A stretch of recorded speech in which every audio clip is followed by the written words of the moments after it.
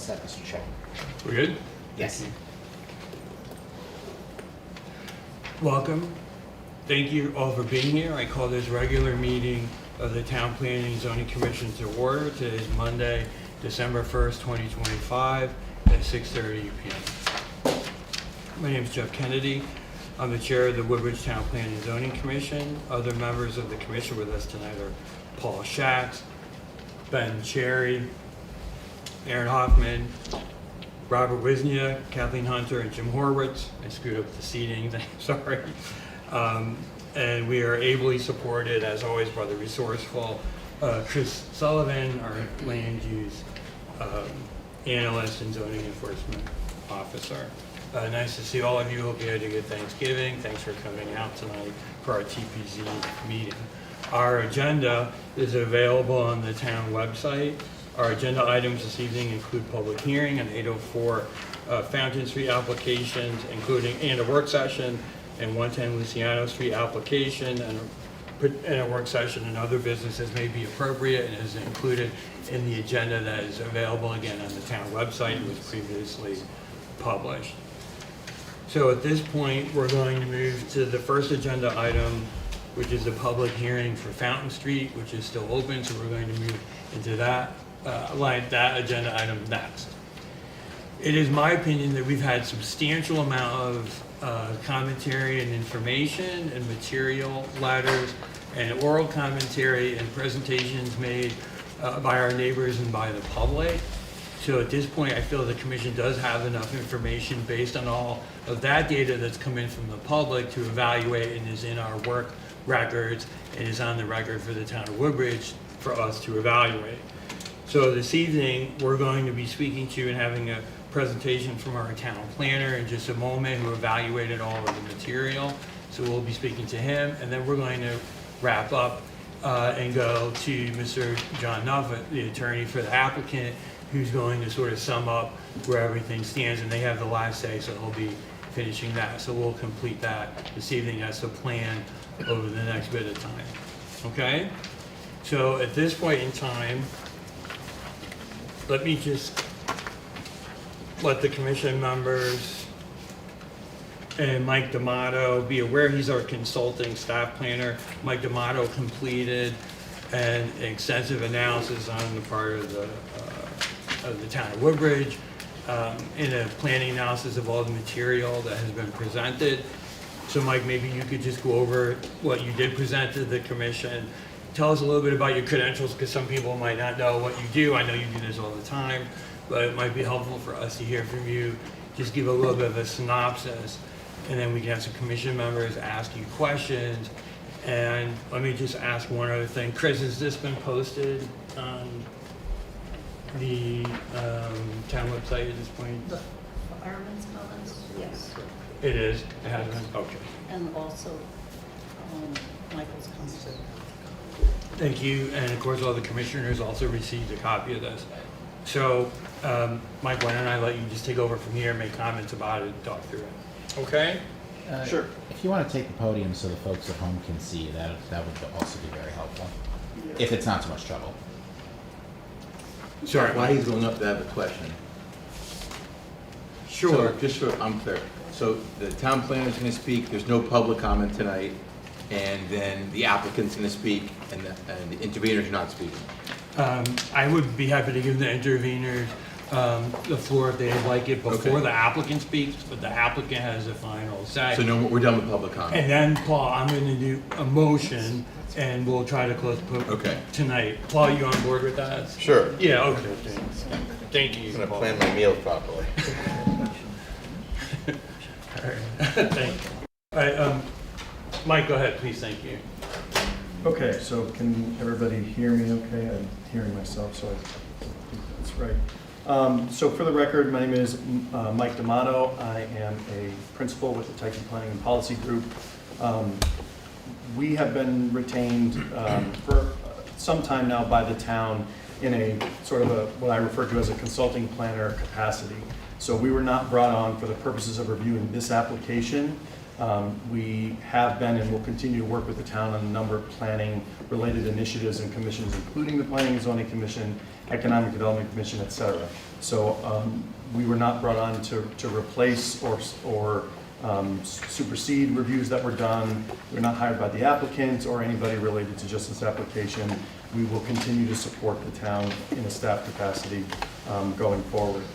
So, and I guess I just want to say, I have done my best to consume the reams and reams of content that are related to this application and make sure that I have the context of the public comment, the text amendments that have occurred, the numerous public hearings, the revisions, the third-party comments, the intervener comments, et cetera.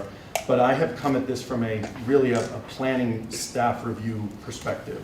I'm not an engineer, I'm not a traffic engineer, I'm not a stormwater or wastewater expert. So my comments are really focused on that. And I guess my credentials, our firm does municipal planning or land use support for cities and towns all across Connecticut. We probably have, 30 or 40 communities that we're working with right now.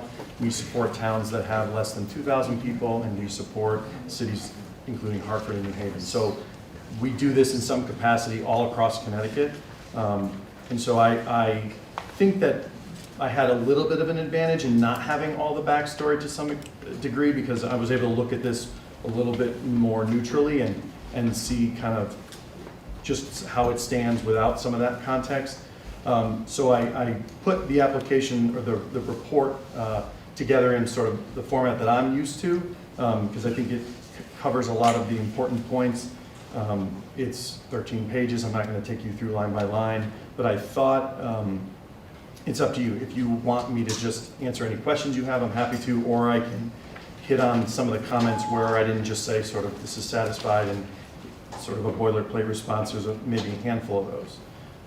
So, Mr. Chairman, does that work for you, or? Michael, I think if you start with your conclusion Yep. and then support it a little bit through 2 or 3 minutes of facts, and then what I'm going to do is open it to all the commission members, and they'll be able to ask you any questions that they want. We received this, I think, last Monday. Correct. So, some of us had, vacation travel plans, and some might be through more of it than others.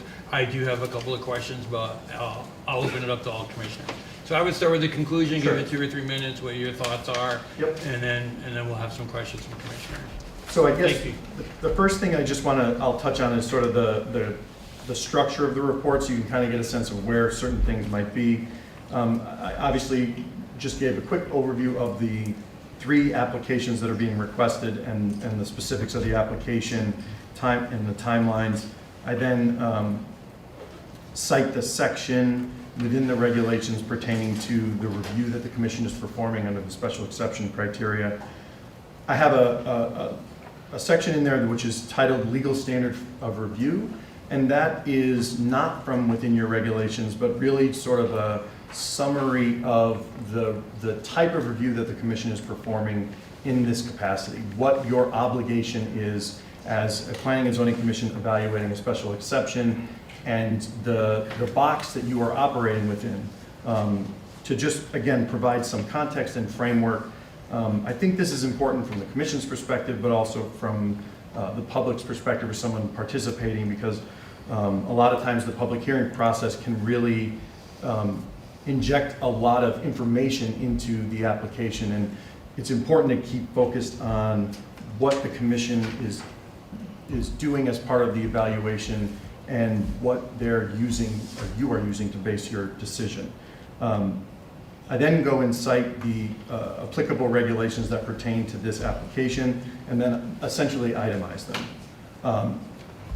So for many of them, you'll see my comment is that the standard or requirement is satisfied, or if it's been specifically provided for, I've indicated what that is. So I've referenced the affordability plan, grading plan, traffic, whatever. There are, like I said, a handful that I generated a little bit more of a comment from, so I'll touch on those.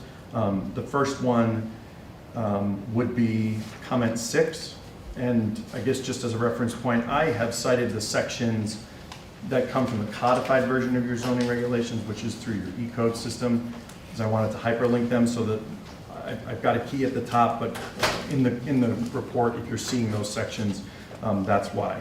So my first comment in number 6 says that it's regarding building and site design, and it establishes minimum building and design standards for multifamily opportunity housing projects unless otherwise modified by the commission. The first sub-bullet of that prohibits the flat roof and allows a gable, hip, or gambrel roof. My comment was that the applicant has submitted a separate special exception request to allow for the proposed building to be constructed with a flat roof. Staff would suggest the applicant consider revisions to the proposed building design that would create the appearance of a gable, hip, or gambrel roof while still ultimately allowing for the proposed flat roof and not further increase the size of the building. So recognizing this is a substantial component of the application because it's 1/3 of what they're requesting, that's not lost on me, but I have had experience with similar projects with similar uses and of similar densities where they have had architectural features that really give the perspective of a not a flat roof, but still provide the building design in such a way that they're not substantially altering, the entire design of the building and making it much taller or having to essentially start from scratch. So I thought it was worth exploring. I didn't see anything in my review of the documents that said this had sort of been hashed out, so I wanted to raise it. The next comment, B, requires walls on the long side of a multifamily opportunity housing development to have more than one plane. My comment was, while the building design as submitted is largely compliant with this provision, the intent appears to have been to require larger buildings to incorporate modulation and articulation to help break up the overall building size and massing. This plan as presented includes 4 18-inch facade extensions and 1 5-foot extension for the lobby. The applicant should evaluate the feasibility of providing further articulation of the building. And again, this is really just me trying to put myself in your shoes and the intent behind the requirement and the regulation in its entirety, and I sort of felt like there might be an opportunity to really do a little bit more than just some of those very minor sort of architectural bump outs to break up that very long rectangular overall building design. Again, I'm not an architect, but I'm thinking back to why you might adopt language which says something like that and what the intent behind that might be. Of course, only you know, but again, I wanted to raise it. The third sub-bullet there requires affordable units to be comparable in quantity, fit, and finish to market rate units. My comment was that the most recently provided architectural plans do not indicate which units are to be deed restricted. The provided draft affordability plan only indicates that housing opportunity units will be dispersed throughout the community. Should the commission be inclined to approve the application, a condition of approval should include that final building plans indicate which units are to be restricted so that quality, fit, and finish can be confirmed. So again, what we don't want is a situation where the affordable or deed restricted units are of substantially lesser fit and finish than the market rate units. We want everything to be comparable within the development, and the only way to really do that is to see where they're going to be so we can ensure that those things remain consistent. Not uncommon to do after the fact here because they're going to do final plans for permitting and such, so it's not a huge issue, but just something that we need to address. Comment 7, project sequencing. Requires the applicant to provide information pertaining to project sequencing to ensure affordable units would be available continuously and requires the specific location of such units to be provided. My comment is that section 3 of the draft affordability plan indicates that affordable units will be offered on a pro rata basis. However, information pertaining to the location of these units within the building has not been provided. Again, I touched on that, and we want to make sure that there's consistency amongst all the units as project progresses.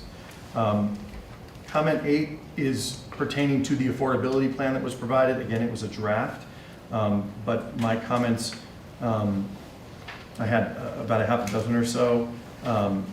So section 1 should be revised to reference a separate attachment which designates the specific units that are to be deed restricted. So again, we want to see what those are.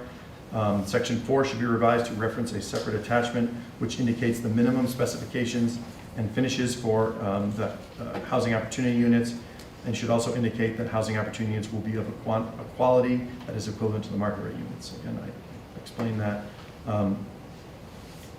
Section 7 should reference HUD as establishing the AMI for the area and the specific region Woodbridge is located in. Section 8 should reference the Fair Housing Marketing Plan as required by the Connecticut General Statutes, and subsections A through F, I'm suggesting could be removed if we reference that statute again.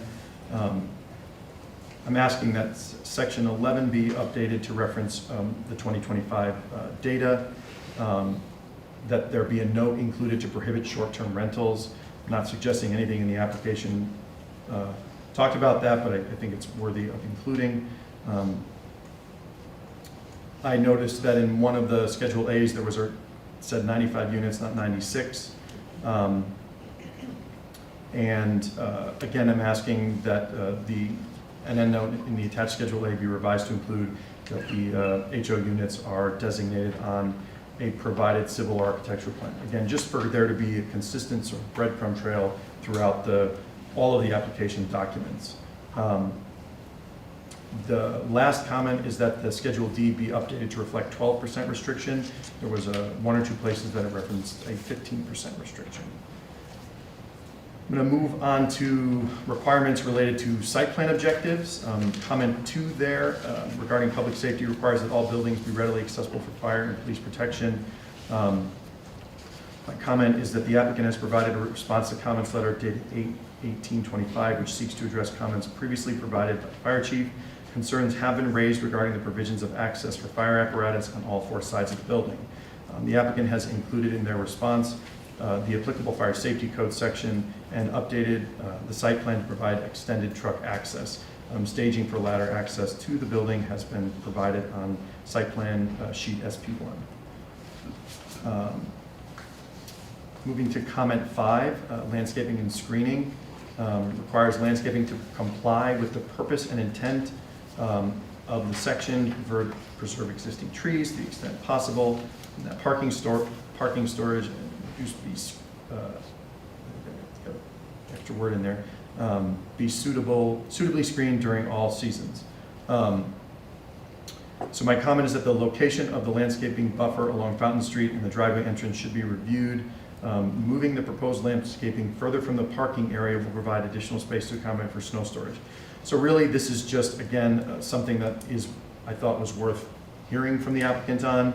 I thought that there was not necessarily enough distance, and without seeing any places where snow storage was going to be shown on the plan, didn't want to create a situation where we have really great, robust landscaping upon the CO, and then that first winter comes through, a third-party person maintains the property, they push the snow where it needs to be pushed, and it lands in the location of where all that landscape buffering is, and we sort of don't have that going forward. With sites that have large parking areas, or sort of, they're not sort of sectioned off in a way where snow is likely to make its way into several places across the property.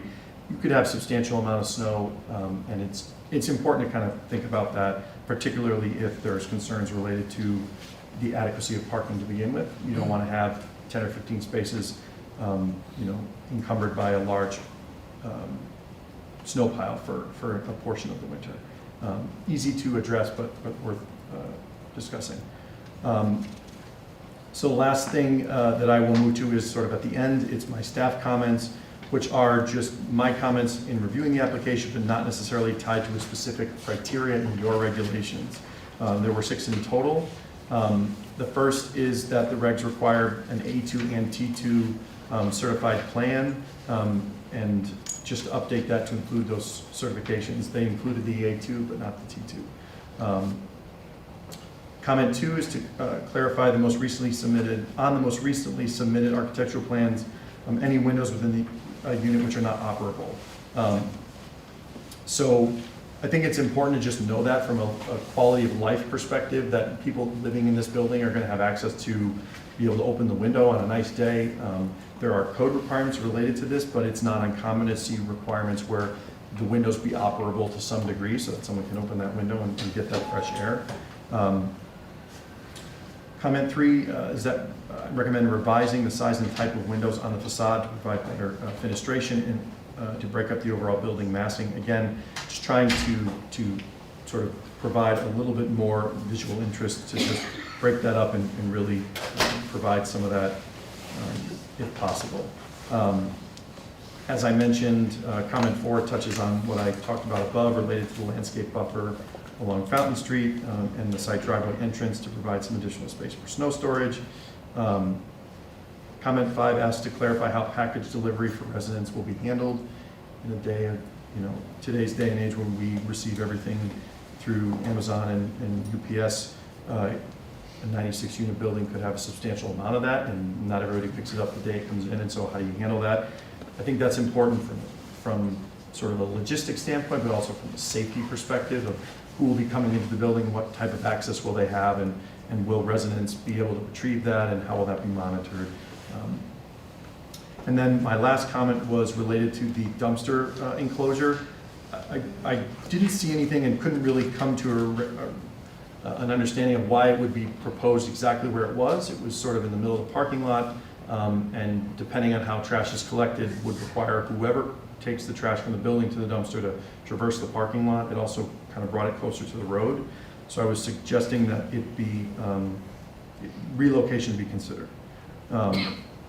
So my recommendation ultimately was that the commission request that the applicant address or otherwise respond to these comments and clarifications during the public hearing, which is where we are now, so that we could ultimately refine this. So I don't make a specific recommendation because I feel like the applicant's response to one or more of these comments will really lead me to have a better feeling on ultimately what a recommendation could be. And then I sort of attached pages 12 and 13. I went through the documentation that I had posted online and created sort of my own index just to show the documents that were submitted, how I classified them, and the dates to make sure that I kind of had everything. So with that, I'll take a breath and answer any questions. Michael, thank you, it's helpful. I had a question. Yep. Just to start, and then I'm going to allow other commissioners Yep. request things. So we had some correspondence from the fire department. It might have been as recently as today, is that correct, Chris? Or recently, That was last week. since last week is a better way to say it. Have you reviewed their comments? I believe I saw, I think there was some that came in today. I started to review what came in at the end of last week, but there were some comments previously, which is why I kind of touched on it in my report, but I wouldn't say that I have looked at everything to a point where I'd be comfortable to opine on kind of the status of where that is. Understood. All right, so I think I saw some stuff, last week and then probably even today. All right, so commissioners, any questions for Mr. Mike D'Amato on his report? Anybody have any comments or questions? I had a question about the recommendation on the roof design, and I guess that maybe you need time because this brings up in the fire chief's report, but there was a desire to lower the to make access to the roof easier. So is what you're proposing in terms of the sort of false mansard or gabled roof or whatever, is that at odds with the recommendation to make ladder access to the roof easier? Or is there a way that you could recommend that be achieved? So the projects that I have had experience with, I don't think it would necessarily have to adjust the height. Again, I'm not an architect, so I don't know exactly what we're dealing with internally. But I don't think it's a situation where you're going to see a substantial increase in height to create sort of that different visual aesthetic for the type of roof. I think that it would largely be adjusting the way that the facade looks to someone on the exterior of the building. But still, if you were to look at sort of a cross section of the building, that top part of the roof is still going to essentially be flat. So I don't know if there's specific access points that the fire department is targeting as far as if we needed to get on the roof, here's where we would want to access it. But I think that it could be done, and I have seen it done elsewhere in a way that should not create additional difficulties for the fire department. But certainly I would let them decide if it creates those difficulties. Sure. Thank you. Can I ask you about the facade? You The facade that you're describing is a facade that's only on the front of the building? Is it on all four sides of the building? Yeah, so I'm basing it off of looking at the floor plan and the architectural renderings of sort of how that building is going to be presenting from that large, what's that, the eastern elevation there, as you, basically from the parking lot, where it has some of those 18-inch projections in that main lobby space. So, yeah, that one elevation, I think, is the one that I was referring to and is shown in their architectural renderings. So maybe I'm using the wrong words. I was just following up on the question that was asked about the roof. Mhm. So as I understand, the way our current zoning regulations go is we're supposed to have some kind of pitch on the roof. Mhm. And you're saying that maybe there's a workaround here with the design of the flat roof, that they could put something in front that would, something on some part of the building that was going to make it look like it was actually a pitched roof, though it's a flat roof. Right. And that's the facade that I'm talking about. That's on the front side of the building, not on the side, and the rear. Well, I think we would, I think for that, we would want that to be on more than just that one long side, because there's the narrower part of that building that's going to actually project towards Fountain Street. So I think we would want it to present visually and consistently so that it looked that way. So the projections that I'm referring to was on that, sort of that parking lot side, but if we're, creating that aesthetic for the roof line, I think we would want to see the building sort of wrapped. I think that would be. Wrapped on probably three sides, right? So it would Correct. be the back side, because that's what you see as you're coming down Fountain Street, the side that faces Fountain Street, and the part of the building that's the front of the street. You'd want, in order to get the proper aesthetic, you would need that on all sides. And I think that would, if there was a concern, and with the fire department, if they left that one side open on the rear there, where I think that's where that ladder access is, I mean, it would still be essentially as it is now. But And what's the reason for opting for that, as opposed to just saying, look, we have a zoning regulation. The regulation says we want a pitched roof. A pitched roof is what's necessary to maintain the aesthetic in Woodbridge. Mhm. Why shouldn't we say pitched roof? So I think there's a couple of reasons why I ultimately decided to include that comment in there. Number one, we are at the 99-yard line.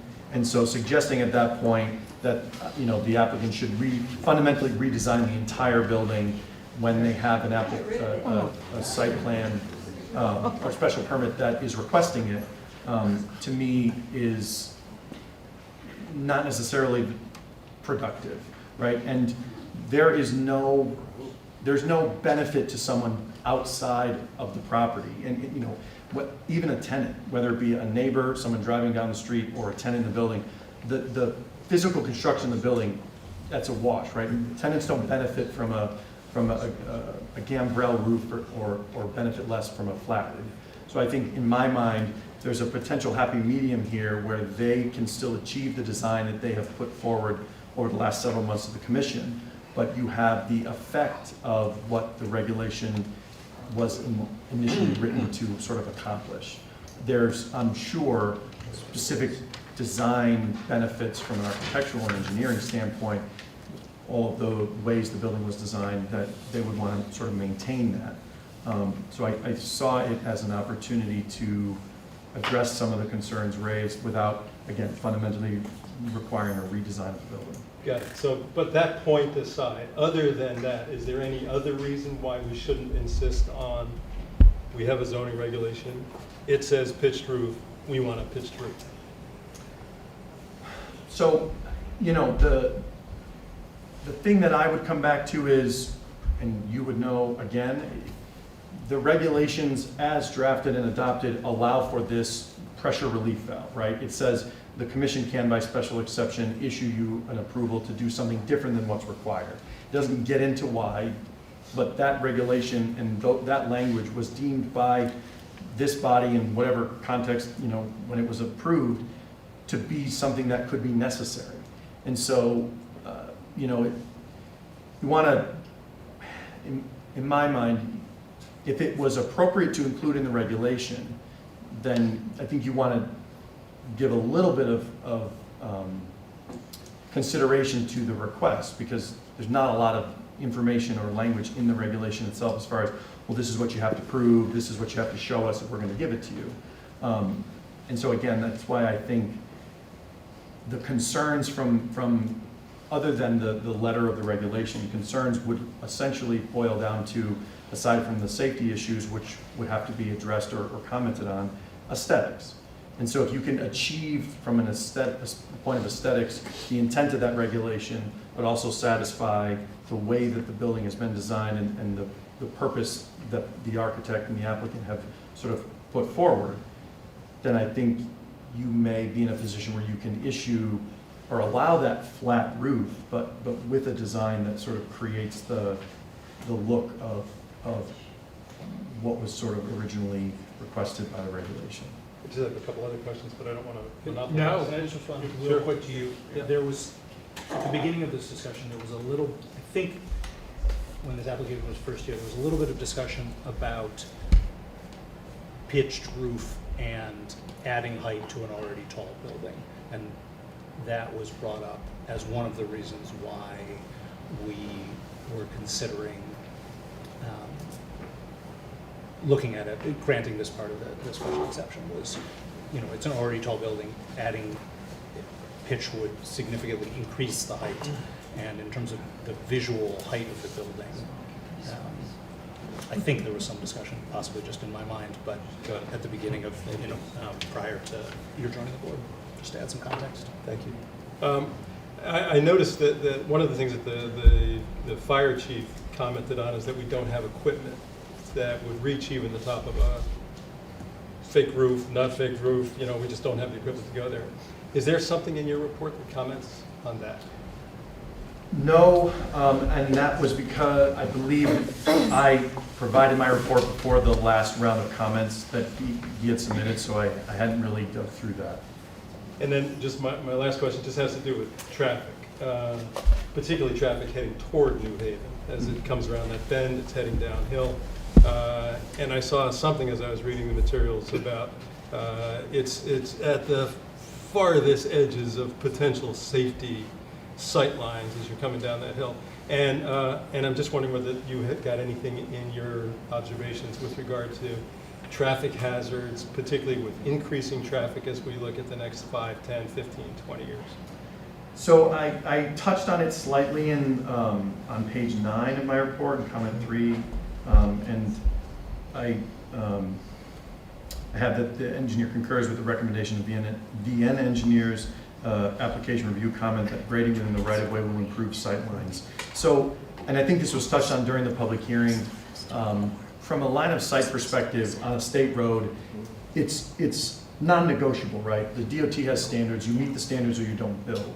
You don't go to the DOT and say, well, I want to get a variance because I can't meet this. I need another special exception because I can't build it this way.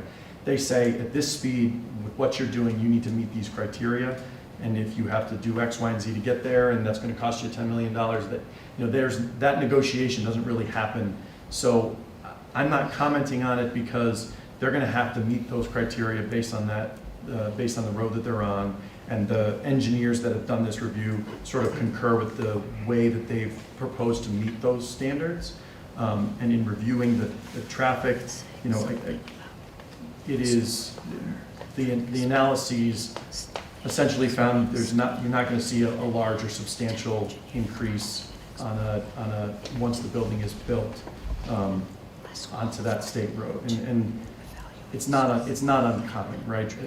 A lot of these types of applications, no matter the town and the state, the volume of traffic on these roads, when you look at the peak hour and trips in and out, spread out over 60 minutes even, it's not going to be that substantial. And when you start looking at other things like alternating work schedules, different, people that work first shift, second shift, third shift, people that work from home, all the things I'm sure you've already heard. This is not something that's concerning given where it is and the type of road. But that piece of the analysis, you didn't dig into that piece, the traffic? No, because I'm not a traffic engineer. So if I had seen something or heard something or thought there's a huge gap here, they've missed this, or they've said that they've based their analysis on some code in the ITE that I think is wildly inappropriate, then I would have. I would have said, I think this is inappropriate. There's dozens and dozens of codes in the trip generation manual that they use to determine traffic in and out. And what they choose determines the number of trips. If they had said, well, we're gonna use this code, and therefore there's gonna be no impact, and that code has nothing to do with the type of project they intend to build, I would have put something like that in there. But it all seemed very standard, and nothing jumped out at me that I felt was worth pointing out. I guess. Michael, on this point that Jim raised and that you're on right now with traffic, one of the components of the application is the excavation of the site, okay? So did you look at all into of how traffic works during the excavation? It appears it would be quite a few number of excavating, dump trucks and vehicles and stuff going in out of the site. How does that work? So I looked at some of the stuff that's in the application materials. I also was listening to portions of that discussion that were the recording from those meetings, and the number of trucks that would be required to move that material. One of the questions that I had was, what is actually going to be the export of material off-site? Are there some that's going to be that's going to need to remain on the property? And why was there such a disparity between what the applicant stated for trips related to removing the material and one of the interveners, engineers? But this comes up a lot with projects either that are less volume, longer duration, or really, really high volume and a shorter duration. And there is no perfect solution here in the sense that there's no bright line answer that anybody can give you to say it's going to be a problem, it's not going to be a problem. Generally speaking, someone's going to be hired to construct this site.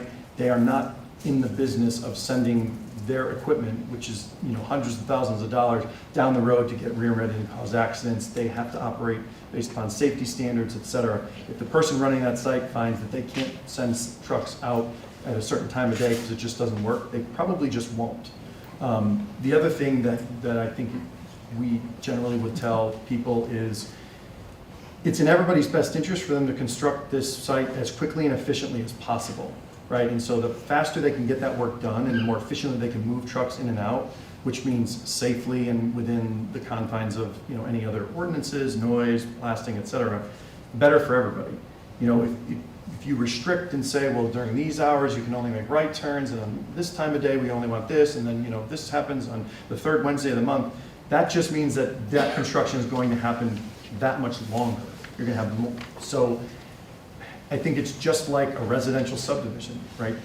They're going to have this construction traffic, and if there's an issue, if the DOT thinks there's an issue, they will require them to do traffic control. They could require multiple construction entrances.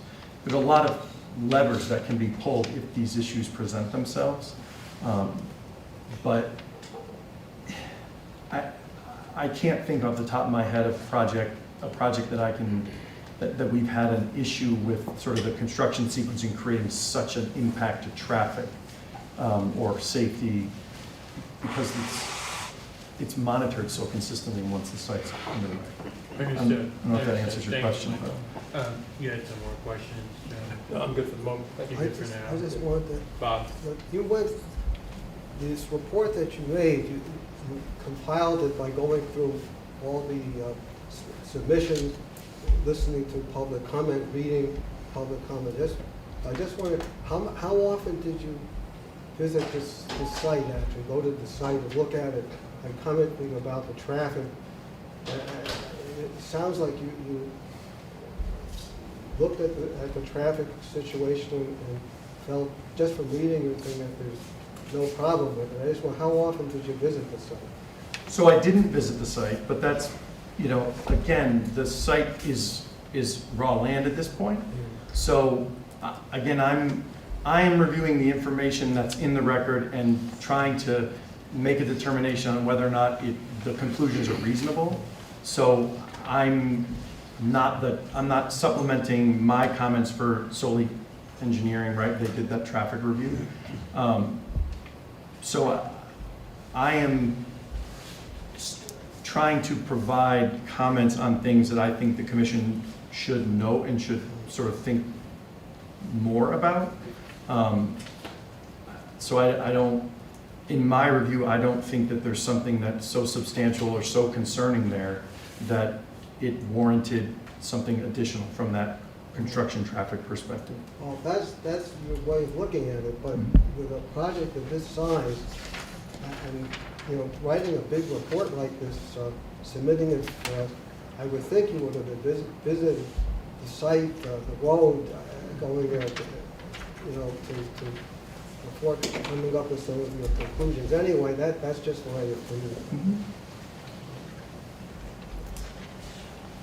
Kathy, did you want to? Yeah, I just had a comment on your comment in the affordability plan where you say Section 8 should reference the fair housing marketing plan as required by Connecticut General Statutes 8-30G. Subsections A to F may also be removed if they are per Connecticut state statutes. I just suggest that those sections stay in there because I think it's really good to provide guidelines on how to provide that dissemination of information for housing opportunities, and just keep those sections in there. Yeah, and that's completely reasonable. As a sort of general approach, if there's something that's stated in statute, I'd rather see it referenced so that we can go to that authoritative document or language, but there's no reason why they couldn't leave it in there for exactly that purpose. Totally fine. Yeah, excuse me, I just wanted to cycle back to the traffic. My question was, I understand your point about there being construction traffic. My question has to do with the building is built.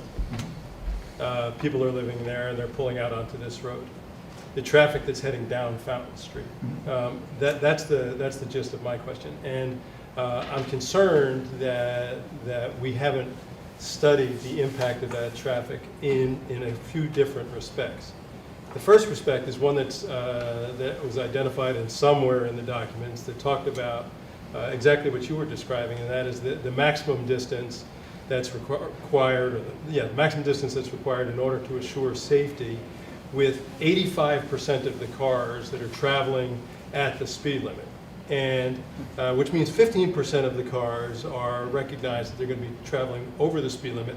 And from personal experience, I know that's well over the speed limit. And so if you have minimal sight lines and 15% of the cars are traveling well over the speed limit, coming out at a intersection like this, it's a formula for disaster. Not just, fender benders, but these are disaster accidents.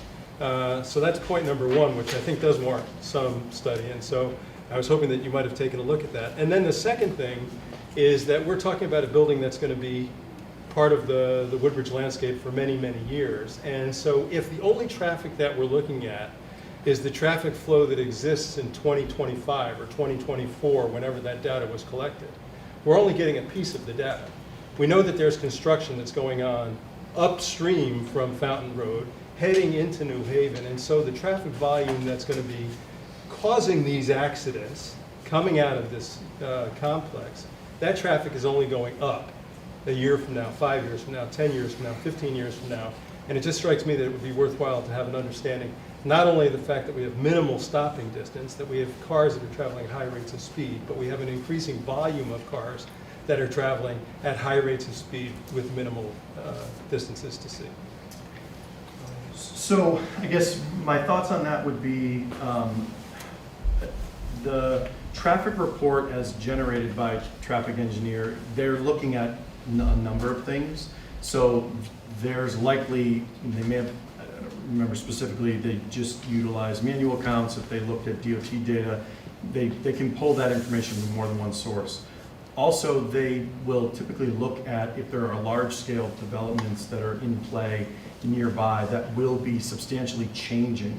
We're not talking a dozen trips. We're talking substantial traffic generators that are going to be coming online that could essentially flip their analysis because they assumed it wasn't there, and if that comes online, all of a sudden everything breaks, right? The other thing that I would sort of point out is that this is not, this type of development, wherever you put it, in this town or in any other town. The first time someone comes there, they're gonna have to figure, even if all of what you're worried about is true, the first time that person comes to that property to tour the building or to move in, they may figure out, oh, these guys are moving a little bit faster, I gotta really get on it when I leave. Every other time after that, they're leaving home. And just like you or I, not every site on it, or every road is engineered per today's engineering standards. You learn how to drive those roads.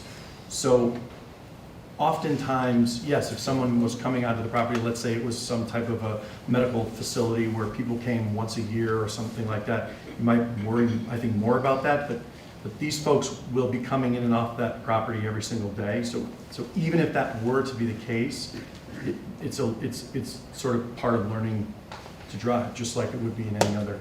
So the problem that I have with that, and I don't mean to quarrel with you, so that the argument that you're making would be, most accidents don't happen within 5 miles of your house. And we know that's not true. Sure. So, Yep. right, anyway, I just think it's a worthwhile analysis to undertake without getting into a quarrel. I get, we can quarrel all you want, you're good, we're like 2 out of 10.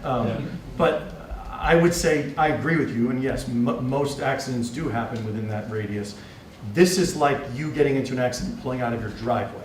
So we're not a mile away, it's how do I leave my street? That's kind of how I would look at it, but I think overall what I would sort of end with is that I did not get into any substantial comment on the traffic because you have traffic experts that have given their comments in the record, and I do not carry the license and expertise to suggest that I know more, nor would I want to. Thank you. I just want to add, traffic, Tim's concerned about the traffic going down the street. I'm concerned to some extent about it going up. Now, if you have, particularly in the winter, the oil trucks that deliver oil to houses in Woodbridge, they fill up down in Haven Harbor, they're fully loaded, they're coming up the street, and say the road is icy, they have to stop with people coming in and out of this driveway. The question how they'll be able to get going again without some big problem. I think it's another issue that this traffic pattern here is going to create during the winter months. I'm looking at, it's the memo from VN Engineers, and it talks about trips per day. So, when you look at some of those numbers, if you take any of the highest during peak hours and you divide that over 60 minutes, right, you're not talking about something that's so substantial that you're likely going to see a backup that is going to cause somebody a truck that's traveling down the road without a signalized intersection to have to come to a complete stop. I mean, there's a lot of things that have to happen, right? It's a fully loaded oil truck, it's icy, people have pulled out, they've done so incorrectly, and so I now have to come to a complete stop, and then there's a lot of things that have to occur there. And, all of those, well, what if this happens and this and this and this, you can't really design away from that. If the concern is, I think that there's something in the right-of-way that's causing a direct sightline issue, and even though they have the 400 feet, I think they need another 200. That's easier to talk about because you're saying you want an additional 200 feet of line of sight. Something like that it's harder to address. An applicant or staff, nobody can design for that because there's so many qualifiers to the concern, which is why you come back to the line of sight requirements, DOT standards for even getting an encroachment permit. All that stuff is designed based upon the speed of the road and what is being proposed as far as the use of the property, so that they've already kind of built those assumptions into those minimum standards.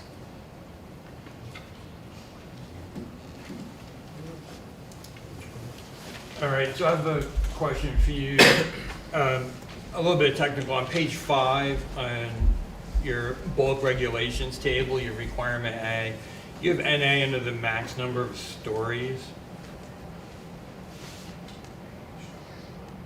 So it would be your page 5, requirement A, and number 3. You have some data there, and number of stories, you just have NA, and you have provided 4. And then I think your requirement A is that our zoning regs, correct? Correct. So that's, yeah, the it's a requirement- typo or something? Um, Or am I not? I'd have to look back at the Word version. It may have been that, for some reason, the value didn't come over when I PDF'd it. Because that should be 4, correct? I will verify. Okay. Yeah, I put it in as a table because I was trying to make sure that I captured everything correctly. Understood, it's okay. Yeah. It's okay. And then on the front page under principal structure, you know that this is a 116,000 square foot building. Based on your experience and what you've seen with different buildings in all the towns you've been working in, can you help us visualize the size of a 116,000 square foot building? Maybe just give us a sense of how many of those types of buildings are in the surrounding towns, you know, Woodbridge, Derby, you know, Seymour, New Haven. So how does that relate to the bulk sizing of these types of apartment buildings within the geography that it's located in? So, yeah, the building itself, I think that the reason why it might, at least in my mind when I look at it, the reason why it feels large is more about its shape, and that it's sort of a very long, sort of rectangular building. I think that the architectural renderings make it feel a little bit more imposing than it probably will be on the property. And, you know, it's not, you typically see similar sized buildings or buildings even larger, but I think what's a little bit unique here is that the site is, whatever size it is, I just was looking at the total acreage. Yeah, 5.6 essentially. So there's a substantial portion of the property which is not going to have building on it. The one thing that I think is less common to see, and I'm thinking of reviewed projects in Hartford, New Haven, Mansfield, Tolland, Vernon, closest to here, I'm trying to think of some others, and none of them propose any parking underneath the building. Most of them just drop the building on the property and you have a massive sea of parking behind it because that's the cheapest, right? Substantially more expensive to put parking underneath the building. And there's a great expense that goes into that. But that in and of itself will sort of help reduce that overall size to some degree because you're not going to see those cars. I think I limited, or I mentioned it's about 30% of the parking spaces. So I think that it would be hard for me to give you any thoughts on whether or not it will or won't be large, or how it might feel to you, because that's something that people tend to perceive differently. I think from my perspective, in some of the sites that we've reviewed, there's that have had much larger developments, 5-6 times the number of units, that have got multiple buildings. I think that the overall design of the structure, I'm talking about the materials, landscaping, architectural components, windows, and where it's placed on the site, to me, has a much greater impact on how you perceive it than whether or not it's this tall or that tall, right? If I showed you 10 buildings and said, tell me how tall they are, it would be very hard for everybody to hit that nail on the head. But if I showed you a bunch of buildings and asked you to choose which one you like the best from an aesthetic standpoint, I believe there wouldn't necessarily be a correlation between what you thought looked the best and how tall the building was. So that's why I've leaned in a little bit more on some of the design comments that I have. So I think that has a greater impact on how appropriate this will feel 10 years from now when the site's regrown and the landscaping is established and it's been here for a while. All right, thank you. Paul, you had some questions. Yes, sir. On this property, could you put a parking lot behind the building? I think behind the building, on the opposite, so Opposite of the front entrance? from Fountain on the back, the narrow side, Yeah. I think, I have to look at the site plan, it seemed to me like the topography would be prohibited. Okay. So I know there's been a lot of questions about traffic, but in the end, the state is going to determine yay or nay. And that the state's going to supersede what any of the engineers have said and done, is that correct? So there, I would have to verify if they will need an OSTA permit or if it'd just be an encroachment permit. I don't know if it's a major traffic generator under OSTA. Okay, so it's just under requiring the OSTA review, so it would be just a district review, and that's where they're gonna get into the requirements for the driveway design. If it was determined to be a major traffic generator, then it would also go to the Office of State Traffic Administration, which would be sort of a higher level review. It's not large enough to trigger that requirement. Because it's under 100 units? Yeah, there's multiple thresholds, units and size also. So is the state gonna look, does the state analyze just the grade and the crossing into the property and out of the property? Or do they, to some of my colleagues' point, do they analyze what happens in icy weather or rain or fog or school buses or oil trucks? How does it work? I would not want to comment on their behalf, but I think that, I don't think they are going to look at the whole application record, but they don't look at it in a vacuum and say, just give me this one site plan that shows how you're going to bring your driveway to our road, and we'll look and make sure it's wide enough and that you have curbs correctly, right? They're going to need to some extent understand how the site's going to be used, because a driveway design is going to be based upon the use of the property. So they're going to look at that. They're going to have to understand what that will be. I don't know that they're going to go into that sort of in-depth analysis of all of the stuff that you've talked about, but I would defer to the applicant on that. And then you mentioned earlier there was a comment about the number of, I think it was the number of dump trucks to excavate the property. I think you made a comment that the applicant intervener had very different numbers. There were about, the intervener suggested it would be twice as high as well. Right. And there were other areas that the applicant and intervener differed greatly on. Did you go through those point by point and offer an opinion? I did not. It was hard to sort of, you'd have a point that was raised and then it would sort of be countered with an alternative point, and then a lot of that stuff was responded to through the response to comments and during the public hearing, and it was kind of hard to track. I had initially thought that I was going to try to do that, but sort of where a comment that was made during the hearing sort of ended up either on paper and through the various rounds of review, it was quite a spider web, so I didn't get there. I guess the question for me is, when I would ask myself is, if the applicant says it's going to be 5 and the intervener says it's going to be 10, they're both going to give you great reasons as to why it's 5 and 10. The question is it a problem if it is more than 5, right? That's really the issue. If I'm telling you that it's going to be twice as many trips per day, if there's a plan for how they're going to deal with it, if the construction sequencing is appropriate and all these things are in place and they're going to build it to all of the design standards, they're going to OSHA standards, they're going to have building permits and fire marshal, if all those things are addressed, if they had just come in and said, well, it's actually going to be 5,000 trips, right? Well, now they're in agreement.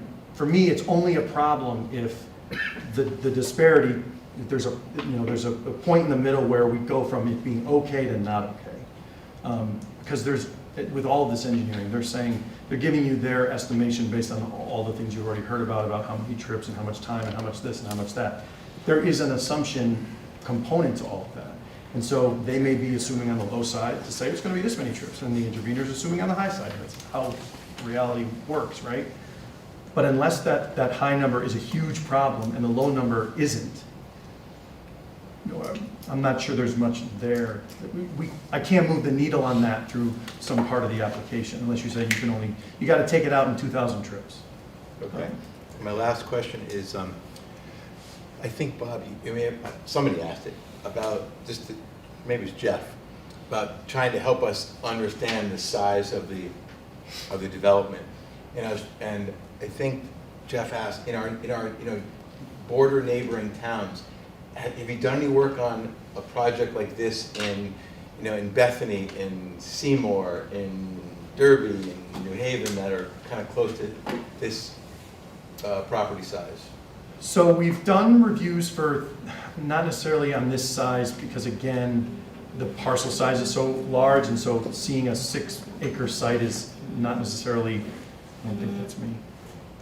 I don't want to interfere with the audio. Let me put it on. You know, you're not going to see a 7-acre parcel laid out in this way in New Haven, at least we haven't in the reviews that we've done. And we've not worked in some of those other towns that you've mentioned.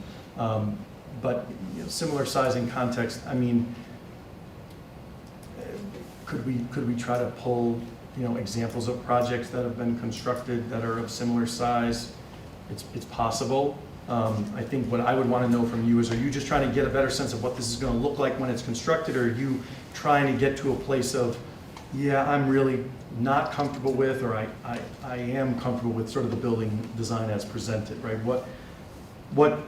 How can we suss out what you're most interested in there? You know, there are a lot of projects that you'll see, you know, these buildings are existing, so there may be greater square footage, but the buildings exist on site. A lot of towns, granted, are much larger than what we're looking at here, that allow these types of uses by right. And so you don't see the substantial record of architectural renderings, et cetera, because the zoning regulations don't require the special exception process. So we could certainly pull examples, but I feel like you'd still be left feeling like, I'm not sure that gets me enough. Thank you. Any other commissioners have any further comment or questions for Mr. Michael D'Amato, our consulting staff planner? Any other commissioners have questions? What kind of ongoing access do we have to Mr. D'Amato? You have ongoing access, so I would say if you have anything, if you needed me or whatever, you can reach me through Chris or through Nick. My contact information might not be on the report. But that's a certainly helpful the question. If we close the public hearing, Nick, this one's coming your way, do we still have access? Yes, Even when because he's just considered staff, right? 100%. And so that- Staff cannot bring any new information into the application, but can certainly assist the commission understand, you know, everything The in material, the application. okay. And, you know, he, with my input and what's typical under the law across the state, after you close, there's a period of time that we have to actually render a decision. Doesn't have to happen tonight, nor am I recommending that if the commission is inclined to close tonight, that it makes a decision. Mike, with my input, can draft, depending on how we gauge where the commission's at tonight, can prepare draft motions that this commission can then consider at its next meeting when it's actually going to vote on this. I mean, I think that's something this commission should take advantage of, because either way, wherever the commission goes, if there's a denial or an approval, I think we could all bet there's going to be an appeal, either by the applicant or by the intervener. So giving you the ability to render the most defensible decision one way or the other is really how I see my role here. And I think Mike can certainly help. This is what he does, and it's common for other towns too. So that's. Ben, was that helpful? Yes, thank you. Okay. Any other comments from commissioners before we move on? Okay. Thank you so much. Thank you. Appreciate it very much. So I just want to ask if the interveners have any final comments to make. Did you want to make one more comment? Yeah. Mr. Elliott, please. Yep.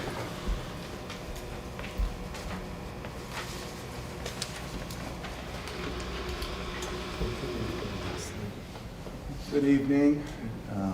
Brent Elliott from Sangari Cohen, New Haven, on behalf of the interveners, the Woodbridge Park Association and the Woodbridge Land Trust. I'll keep it short because we've been at this now for the better part of a year, I think.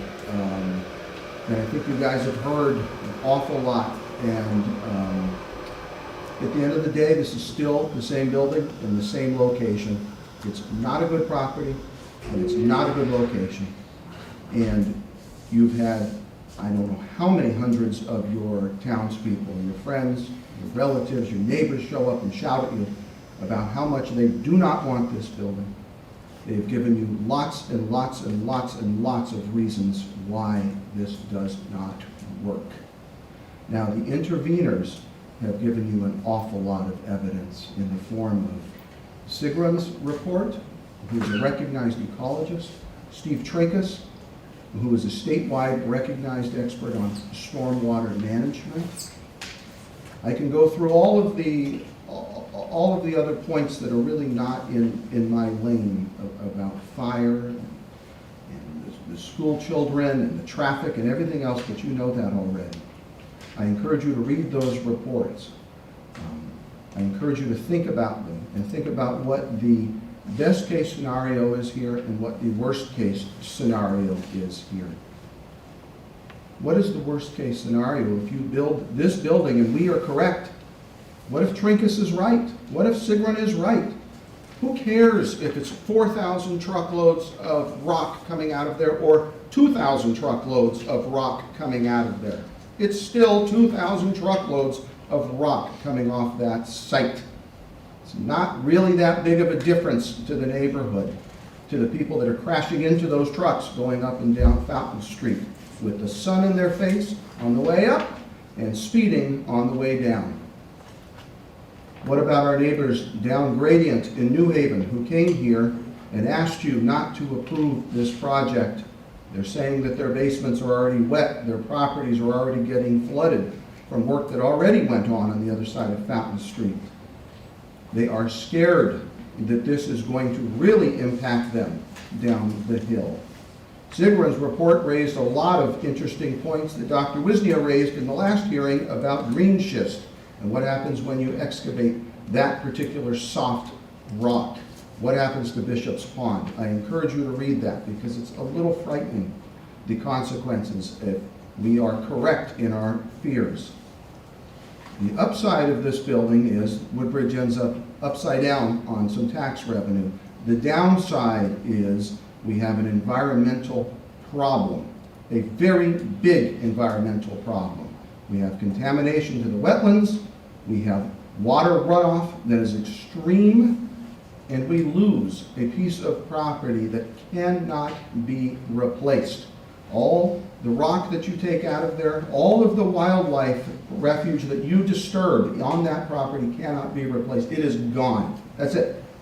There's lots of other places in this town that are better places to build a building, and I'm not going to surmise about that. My point is, this is a particularly bad one for all of the reasons that the townspeople have come in and shouted at you about for the last 8 months, but more particularly for the reasons that we submitted in our writings and in our oral submissions from Mr. Trinkus and from Sigrun.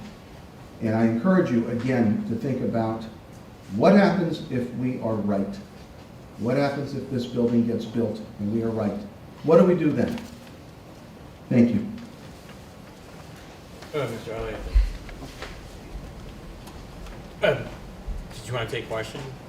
Not unless you'd like to do Okay, we're good. All right, I think we're good. All right. Mr. Knopf, so to wrap up the public hearing component of this application, we're going to hear from Mr. John Knopf, who's representing the applicant at this hearing. Please, whenever you're ready. Thank you, Mr. Chairman. My name is John Nuff. I'm an attorney with an address at 42 Cherry Street in Milford, here tonight on behalf of Angelo Lisi, who is the contract purchaser of the property.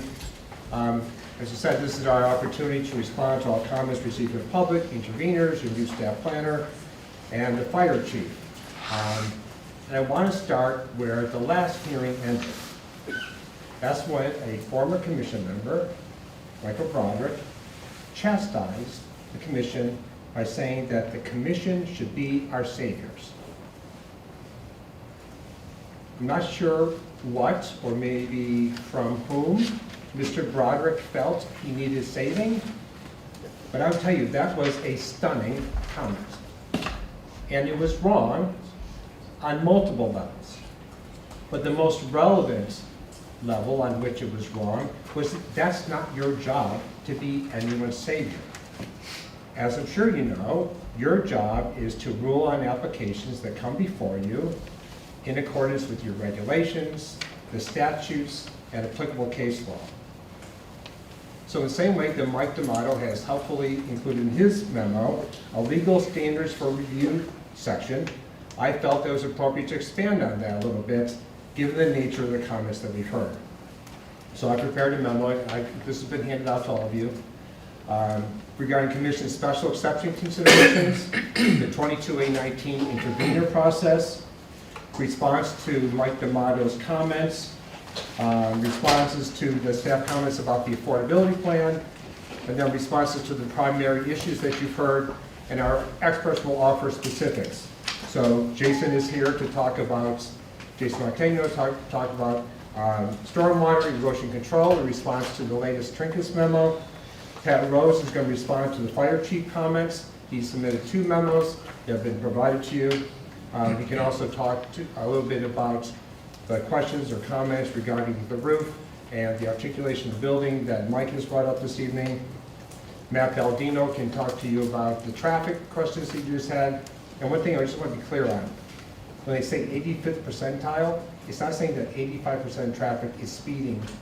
It is, they have to look at the 85th percentile of the actual speeds on the road. So people may be speeding, and we know they are on virtually every road, but they're looking at the 85th percentile, so there's a level of conservatism there. And then Bill Kenny here is here as well for any questions on environmental issues. So let me go through, this is my memo entitled to the Woodbridge Planning and Zoning Commission from me, December 1st, applications of Angelo Malisi, and a couple of different things here. So, but starting out is the Commission's special exception considerations.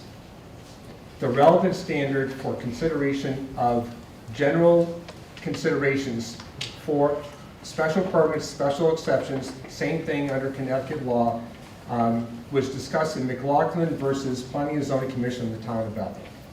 And I'm sure this is a well-known case among land use attorneys. So the considerations relevant to the review of a special exception application may be general, as yours are, but the evidence bearing on those considerations cannot be. The review of a special exception must be a fact-specific inquiry related to the precise proposed location. A commission's decision must be supported by substantial evidence.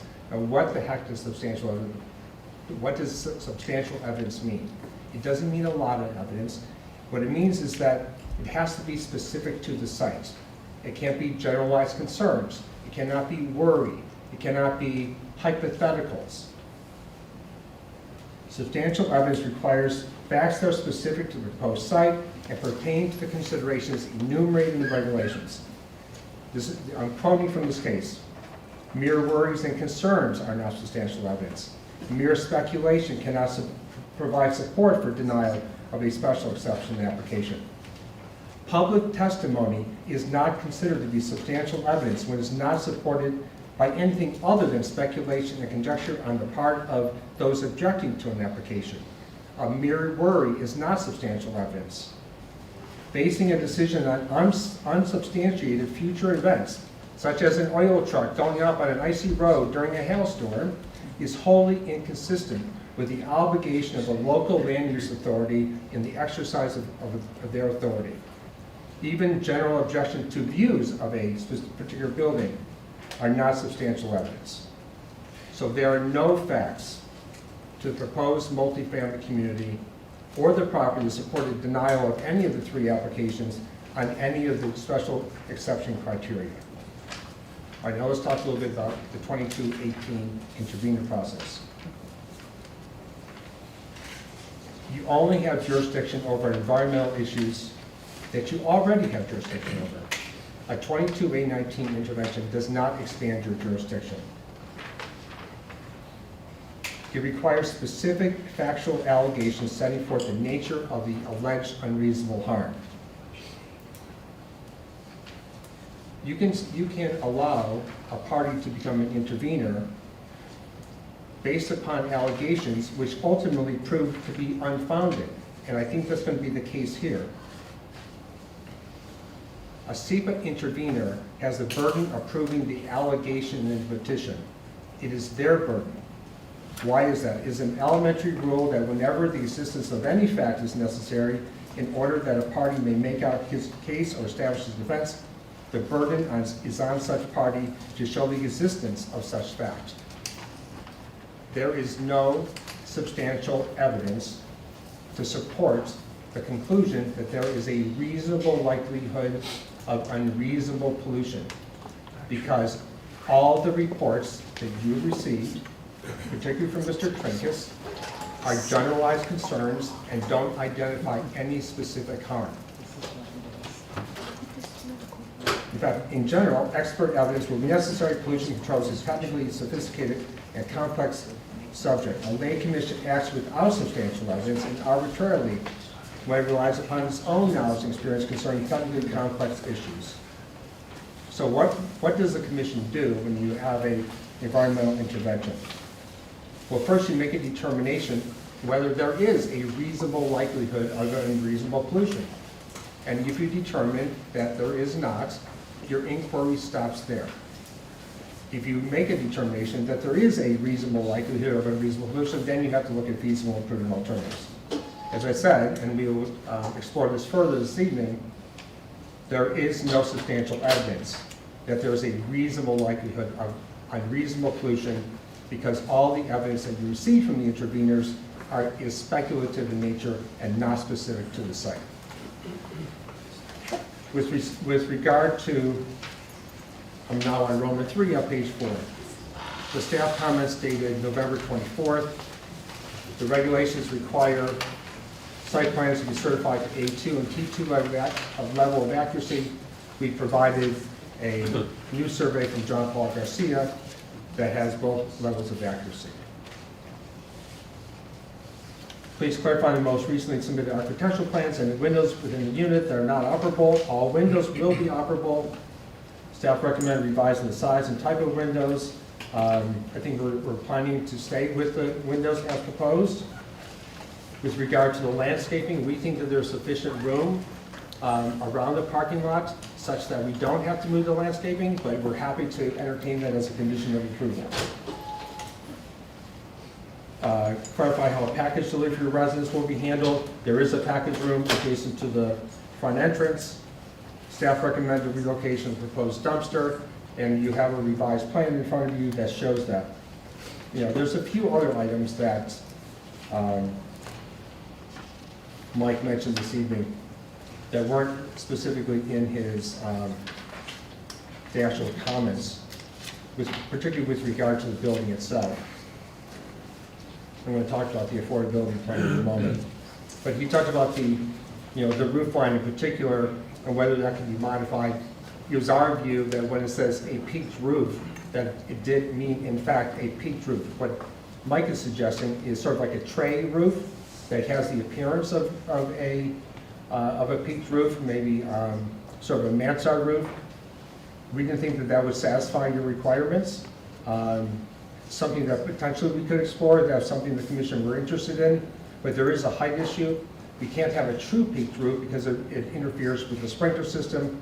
We obviously have condensers on the roof, one for each of the units, so we have to be careful on how that would be done. I'm not saying it's impossible, but it was our view that if the regulations required a true peaked roof, that we could not do that. And if you're willing to consider a faux peaked roof, then I guess that would be a topic for conversation, and we can hear from Pat Rose about that. So with regard to the affordability plan comments, I have submitted a revised affordability plan that addresses all those comments, including identifying which units will be affordable when the facility first opens. And here's the important thing.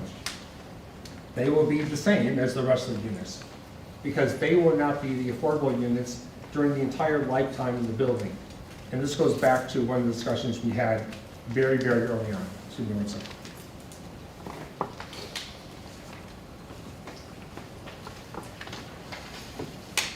So someone moves into our multifamily community, and they meet the eligibility criteria for an affordable unit. But over the course of time, that person gets a raise, whatever. They no longer meet the criteria. Well, you're not going to make them move out of their unit. You wait for the next unit, comparable unit, to come online, and then that person gets that unit. And so therefore, we can identify on day one which are the 12% of units that are going to be affordable, but they will be modified over time as they need to be, and as you want it to be. So the concern about are the affordable units going to have the same fit and finish? Well, of course, they're all going to be the same, because the affordable units on day one will not be affordable units 10 years after the building opens. That would be an unreasonable conclusion, because you're not going to make people move out if they were to get a raise.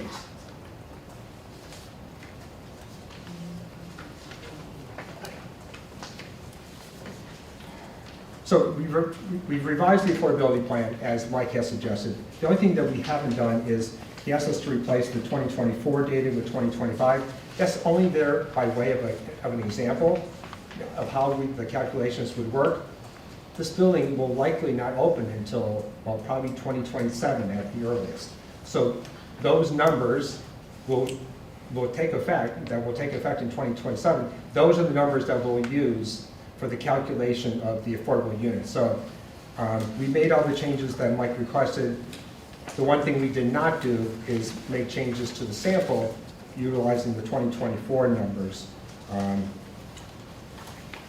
and replace them with the 2025. So that's that. So let's talk about the specific topics. I'm just going to give you a quick summary because we're going to have our team here, address these in particular. So in terms of stormwater treatment, there is, as I said, there's no substantial evidence which is identify a specific harm to a specific resource that has been submitted by the opposition. Now, the opposition's expert routinely offers the exact same commentary on applications wherever he appears in the state. And as demonstration of that, I have attached a portion of a decision. The case is 7551 Weed Street versus Town of New Canaan. This is from the land use litigation docket dated July 1st, 2025. And if you turn to the second page that I've included, which is page 84 of the decision, it references 3 other cases comparing Mr. Trinkus's testimony in those cases to Mr. Trinkus's testimony in the Weed Street case, and identifying how it's remarkably the same wherever he goes.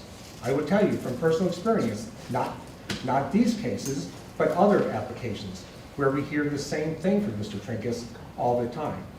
The other thing that the court points out is even when he makes a comment and the applicant responds, he makes the same comment. It's the same shtick where whatever town he appears in, he says the exact same thing, and what he doesn't do is identify a specific harm to a specific resource because he can't. Therefore, there's no substantial evidence. You have a professional engineer, Jason Martino, who has certified these plans. You have your own engineer, Jim Preedy. I would encourage the commission, in the same way that you can talk to your council, you can talk to your planner, you can talk to staff, give Jim Preedy the memo that Jason Martino supplied for you this evening. Have him give you his opinion on whether or not we comply with the stormwater manual. Get his opinion on whether or not we comply with the erosion and control manual. We do.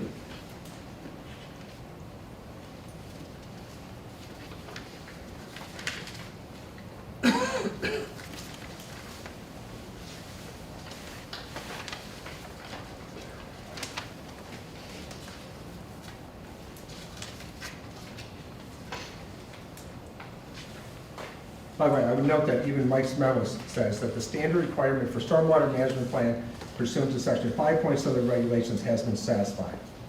There is no substantial evidence in the record demonstrating a reasonable likelihood of unreasonable pollution as a result of our erosion control system or our stormwater system. Traffic. The only expert testimony that you have on traffic is ours and your own consultants. You have no expert testimony countervailing anything that you've been told on traffic. You've had speculation, you've had generalized concerns, you've had hypotheticals. None of that satisfies a substantial evidence test. I included another case, American Institute for Neurointegrative Development versus Town Plan and Zoning Commission, Town of Fairfield. Connecticut courts have held that public testimony is not considered substantial evidence when it is not supported by anything other than speculation and conjecture on the part of those objecting to the party's proposed activities. That was completely a traffic issue, and the court rejected the claims of the neighbors saying, I drive here every day, I know that people speed. The court rejected that. You need to have an expert opine on the traffic conditions. You have none, other than those supporting the conclusions that this will operate in a safe and efficient manner. We heard a lot about school-age children, not relevant under your considerations. Justin LaFountain said there'd be 7 kids, doesn't matter, not a relevant consideration. Find it in your regulations. It's not a criterion which you can deny an application. And by the way, the claims that the school population, we gave you a summary of that. It's remained relatively stagnant. It's been higher, much higher in years earlier, and it has leveled out. But again, it's not a relevant criteria for denial of this application.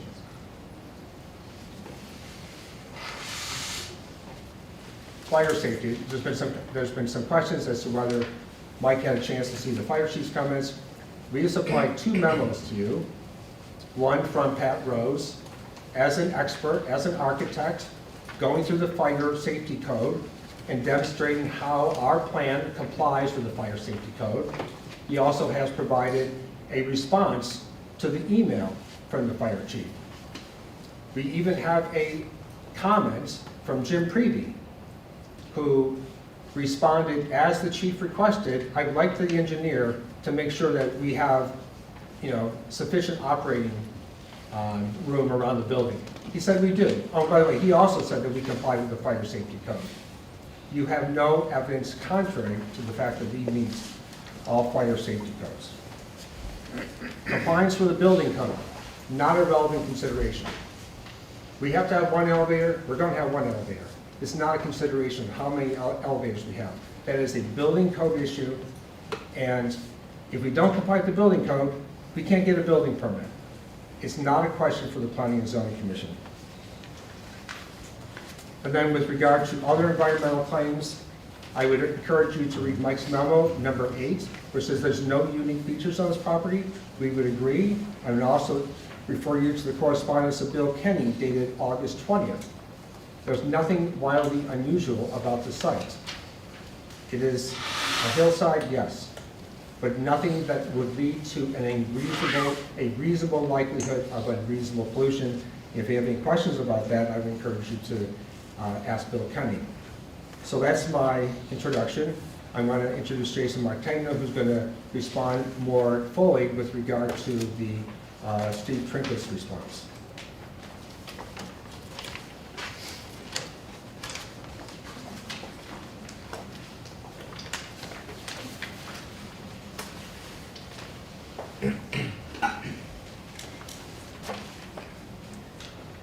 Good evening, members of the commission. I'm Jason Montagno with Soli Engineering, professional engineer. Our office is located at 501 Main Street in Monroe, Connecticut. So we did respond to Mr. Trinkett's comments. You have received packets of all our responses to all of his comments addressed. I'm not going to go through every single one unless you'd like me to ask questions after the fact. I kind of like to highlight the more important ones, specifically regarding stormwater quality and how we're in compliance with both the manual, the stormwater quality manual, and then the Connecticut soil erosion manual. Last time I gave the presentation of how the stormwater will all work. We'll be capturing that stormwater through catch basins. We're collecting all those impervious areas, runoff from the building roof, and it's essentially going through a treatment drain. It gets routed to the catch basins. Those have sumps. Those are allowed to capture some of the sediment debris. The stormwater will then route through our hydrodynamic separators to provide more pre-treatment to that stormwater before it ultimately reaches our underground system. Those systems were designed to capture and infiltrate the volume that's required per the manual. Those underground systems also are controlling how much flow is coming out of them. So we're reducing all of those flows that town of Woodbridge requires for the 1, 2, 10, 25, 50, and 100-year storm events. So downstream impacts, we are reducing those flows that are going off-site, or that are going further south on our site. Now, regarding the underground systems, there was a lot of there was concern about how are these going to be accessed and maintained. So we actually, in that memorandum, we received a stormwater certification saying that the underground systems can be accessed and maintained through typical maintenance procedures such as jet vacuuming. They're able to suck up the sediment from the surface areas. But also, too, is if they have to enter the system to perform any maintenance, it's a typical common procedure for these subcontractors to have OSHA training. I spoke with representatives from Retain It, and they were also more than happy to provide that letter certifying that these systems can be maintained throughout their longevity.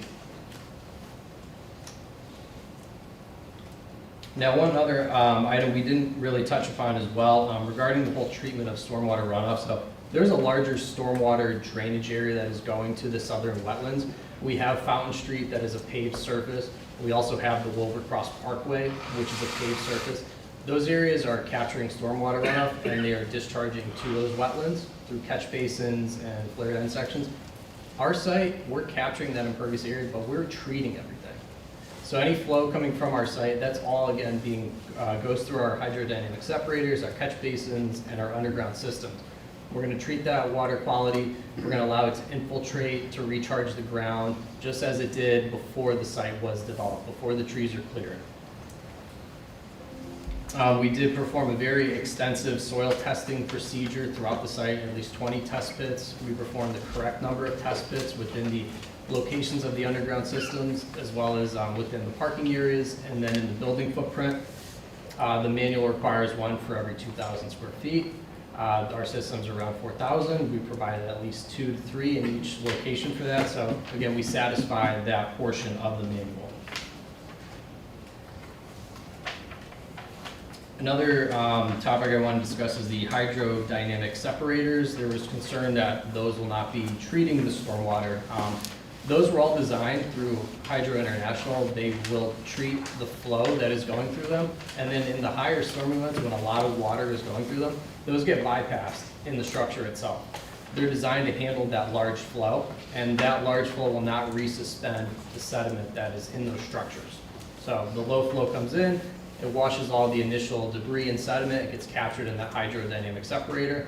The large flows then come in after the fact, and they go over, and then they go right into our system. So there shouldn't be any concern for that. Those were designed accordingly. One clarification about the truck trips specifically. We had different answers for that. Ours was calculated based on actual weight. So because soil has different characteristics, different volumes, different densities, we felt it was more appropriate to use the tonnage by converting cubic yards to tons. Because that soil, when it goes in a dump truck, it can be compacted and so forth. It has different properties. So we used that whole export as a whole and just converted it to the weight and used a 24-ton triaxle dump truck to exit the site. But as Mike mentioned, it all depends on how you look at, the 2,000 trips or the 4,000 trips. I'm just giving you the actual facts of how we came to that conclusion. Regarding soil erosion concerns, there was some issues. There were some concerns with, are we going to be able to stabilize the site during construction? We provided adequate perimeter soil erosion controls. We had silt fence all along the perimeters of the site. We had a nice construction entrance that will dislodge any sediment from construction vehicles entering and exiting the site. We also provided a sediment trap and swales to divert that runoff to our sediment trap to help filter out any pollutants and capture that stormwater and release it slowly. We proposed erosion control blankets on the site for any slopes steeper than 3 to 1. We have protecting our catch basins when they're installed with our typical silt sacks that go in that you see on every construction site. We've definitely shown compliance. There was one comment specifically for, at the very end of our stormwater system, there was a pipe going to a riprap pad. That pad was sized in accordance with the stormwater manual. We provided calculations in that memo that it will handle the flow coming through. It's not going to erode and have downstream impacts. Again, if there's, this memorandum is quite long. I encourage you to read it as well. And if you have any questions regarding that, please don't hesitate to ask away. Thank you.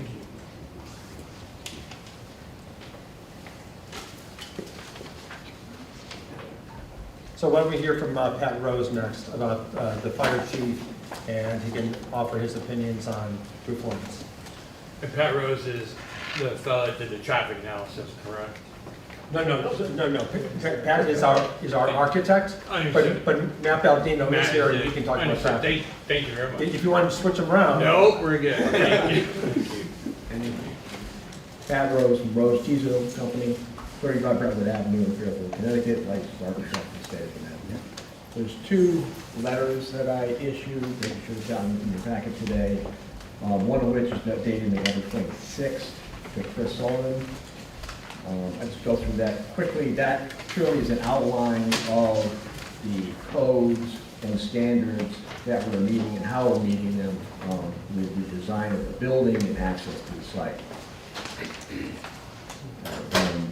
We have designed this building and access to the site to meet the requirements of the 2022 State Building Code and State Fire Safety Code. We have met with the fire chief and fire marshal. I will get into those questions that they had and additional questions they had after I go through this. Fire truck access, we don't have to have access completely around the building for a fire truck. We provided it on 3 sides. The rear portion would be ladder access, as long as that ladder access is less than 450 feet. It's 200 foot from either side to the center of the building. So we comply with that 450 feet to have access around the building with a ladder and 3 sides with an apparatus. So we meet that portion. There are questions concerning the measurement of the largest truck, which we measured, used in our site plan to show that we have the access around the building and the turning radius is required for that largest truck. Hydrants and standpipes, we will be providing hydrant on Fountain Street and then another hydrant up on the site adjacent to the sprinkler room for use by the fire department.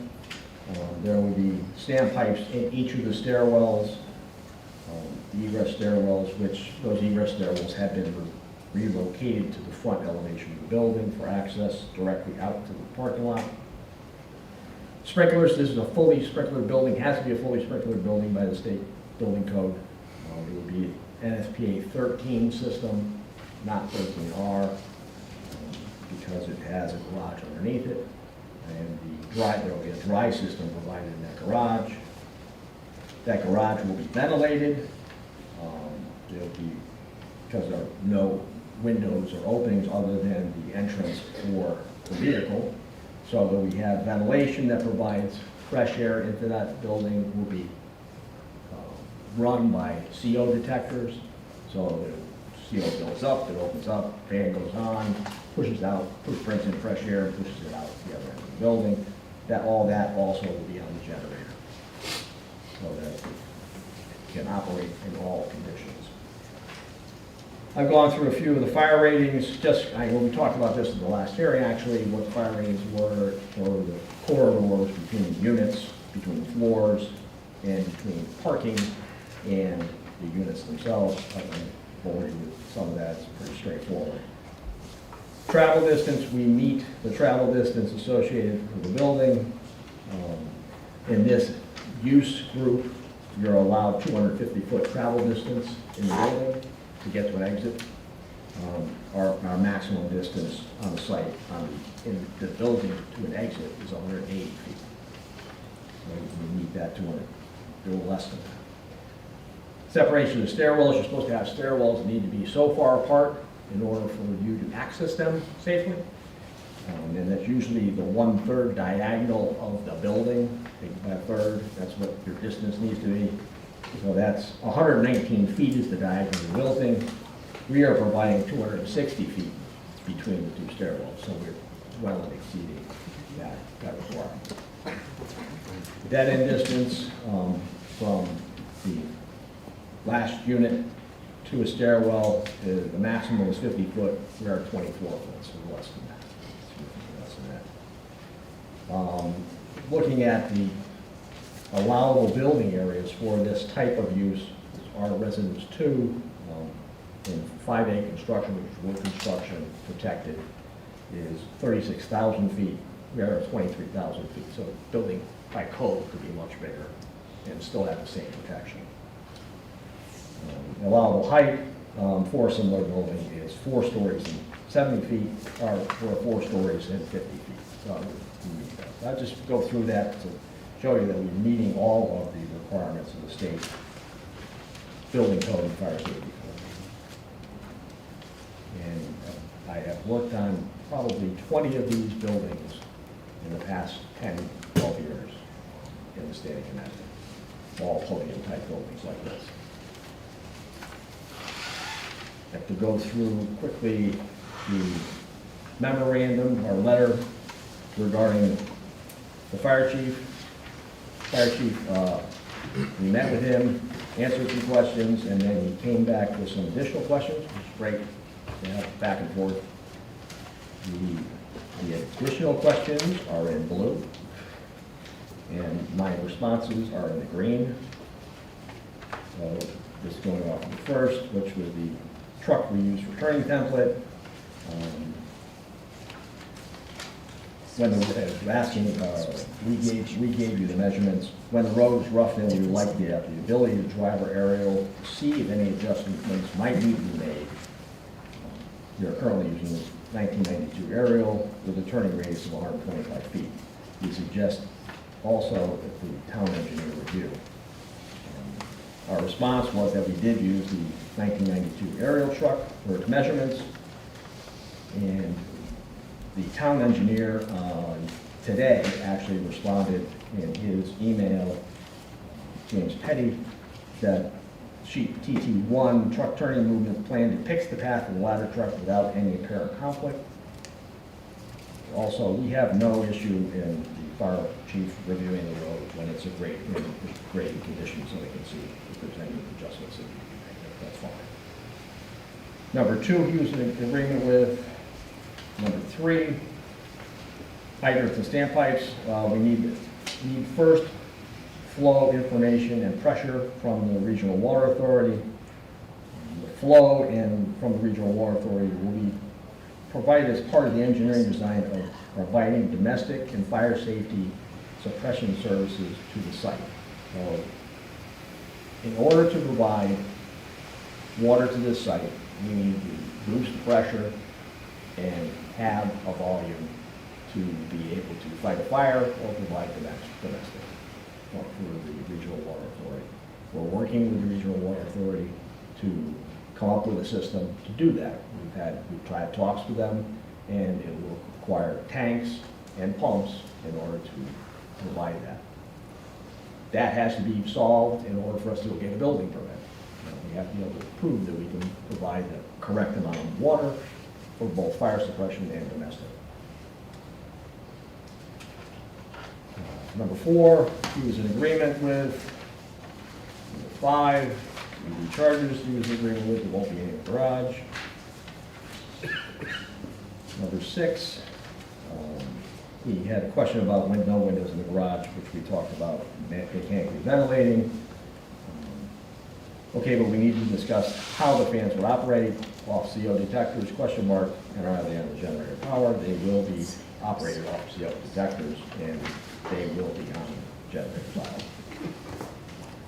Number 7, question, would like to have the town engineer review the access points, note that limitations of our current apparatus could impact the safety on a number of residents. Per the town engineer, James Petty, the TT truck turning template plan depicts the path of the ladder truck without any apparent conflicts. response to the letter and revised plans also addresses the requirements of the state fire safety code. So the town engineer is in agreement that we have access to the site based on the fire safety code of the state of Connecticut. Number 8A is agreeing with the condensers. Number 8B, what height has the parapet been lowered to, and what specific locations is there access to the roof from below?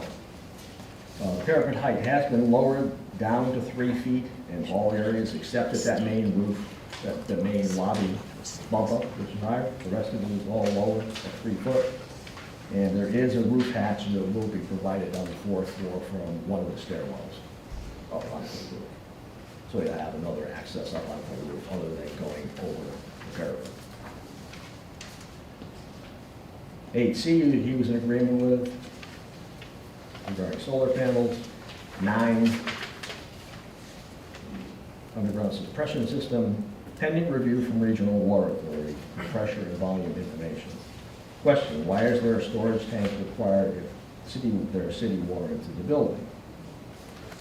Based on the pressures that Regional Water Authority has at the site, we need to boost the pressure and boost the amount of water that we can collect. So we have to have pumps in order to boost the pressure. We have to have tanks in order to store the water for us to be able to fight a fire. And that is what we're currently in talks with Regional Water Authority and how we're going to do that, and how large the tanks are going to be, and how big the pumps are going to be. So without that design, in the end, you couldn't get a building permit. It's impossible. Number 10, Knox boxes required, as well as a list of personnel to contact after hours. Is the alarm sent to a central station or to the owner? There will be a Knox box provided. It's standard at any building, especially the size, at the front entry. And the alarms would be monitored by central station by a Barnett Engineering, who's monitoring other buildings that the owner owns. Then at the end, you had a new question in closing. Woodbridge Fire Department does not have adequate equipment to help rescue safely people from a 4-story building.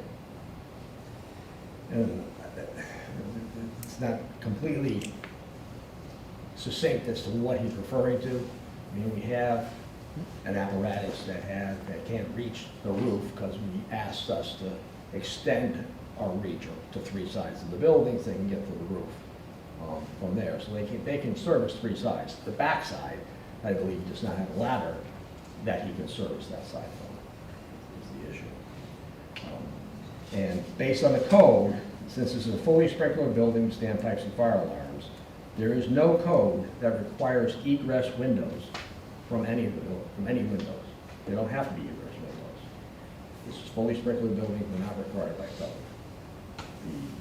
The building is designed for the fire code that ensure the residents can safely evacuate the building even when the equipment cannot reach the upper floors. That's the purpose of why you have rated corridors, rated stairwells, rated between units for somebody to be able to get out of the building if there is an emergency in one spot of the building.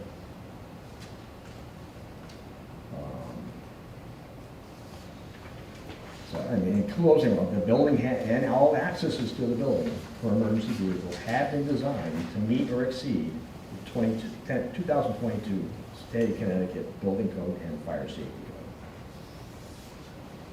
Happy to answer any questions, or I can move on to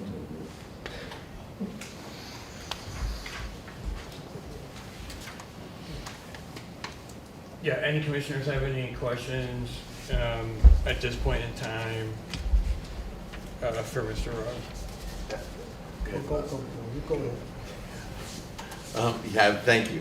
Thanks for the detail as well. So I just want to make sure I understand. So, and in the last comment, the last section that we just talked about, so, and I'm not an expert, I've never even read the Connecticut State Building Code or Connecticut State Fire Code. So are you saying that even though the fire chief has concerns about safely rescuing people from a 4-story,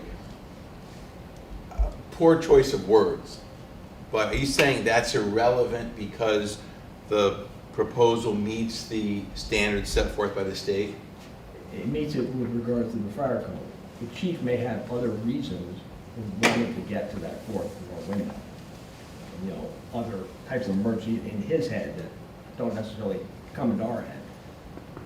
So I believe that, you know, he needs to be able to get a ladder that reaches those fourth floor windows. How that gets provided is a discussion, I suppose. So what supersedes what? Does the chief supersede the state building code and the state fire code, or vice versa? The authority having jurisdiction can supersede the code, but it's for a different reason. He can't require something that is beyond what the code requires, unless he's got a different reason for it.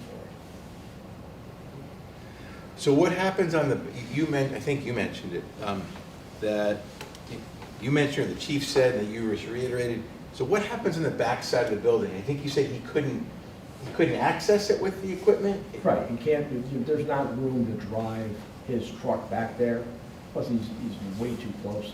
There's a rock cut there, it's too close to the building to make it operate properly anyway. So he has to have, he's allowed to have 450 foot from either side of that to access it, but with a ladder. That's the purpose of that. It's that to bring a ladder to put it up on the building. We have provided that flat area for him to do that. I understand, thank you.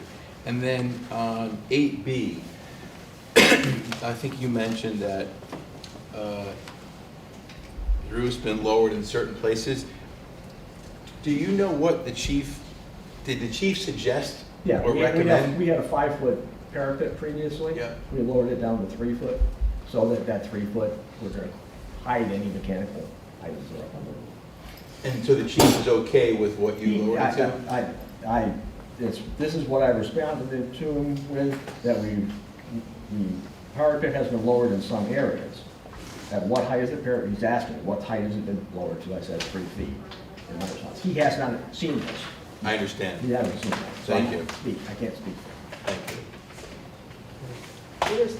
This whole thing with reaching the rear of the building, I just can't understand why this building couldn't have been designed sight-wise to have a driveway behind the building. It just seems you have a building that's 352 feet long, and even though you're mentioning it fits all these codes and things, it's really a setup for something that can potentially, and I realize it's conjecture in a sense, but it just doesn't seem reasonable to have that type of access and not have a driveway behind the building. I don't understand the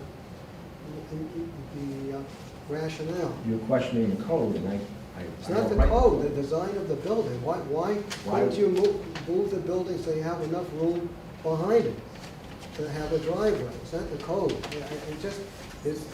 Codes are one thing, but you look at the entire picture, it is a hazard that I think could be There are avoided with many, a better many buildings that design. are built like this, many. I can name 3 of them right now that I've done in the last 5 years that are similar. And other places, other people have done. It's a sprinkler building, it's fully protected, it's completely separated from each other. You're allowing people to get out of the building, to leave the building. That's your view of it. I just don't feel it's safe. Can I ask a question about the rear of the building and the ladder access? And the fire chief had said that he has a 35-foot ladder. Right. Do you know what the height of the rear 4th-story windows are? It's 34 feet. To the 4th, so, okay, so the You're ladder, obviously on an angle, so a 34-foot ladder is not going to get. okay. I assume. Thank you. Any other questions? Okay, so the commission members have any other questions? I have one Yep. brief question. Yep. This is from your November 26th letter, Mr. Rose. This is just for my education. allowable building height for R2 use in 5A construction. So maximum height for sprinklered buildings is, in 5A is 4 stories and 70 feet. Just out of curiosity, does that height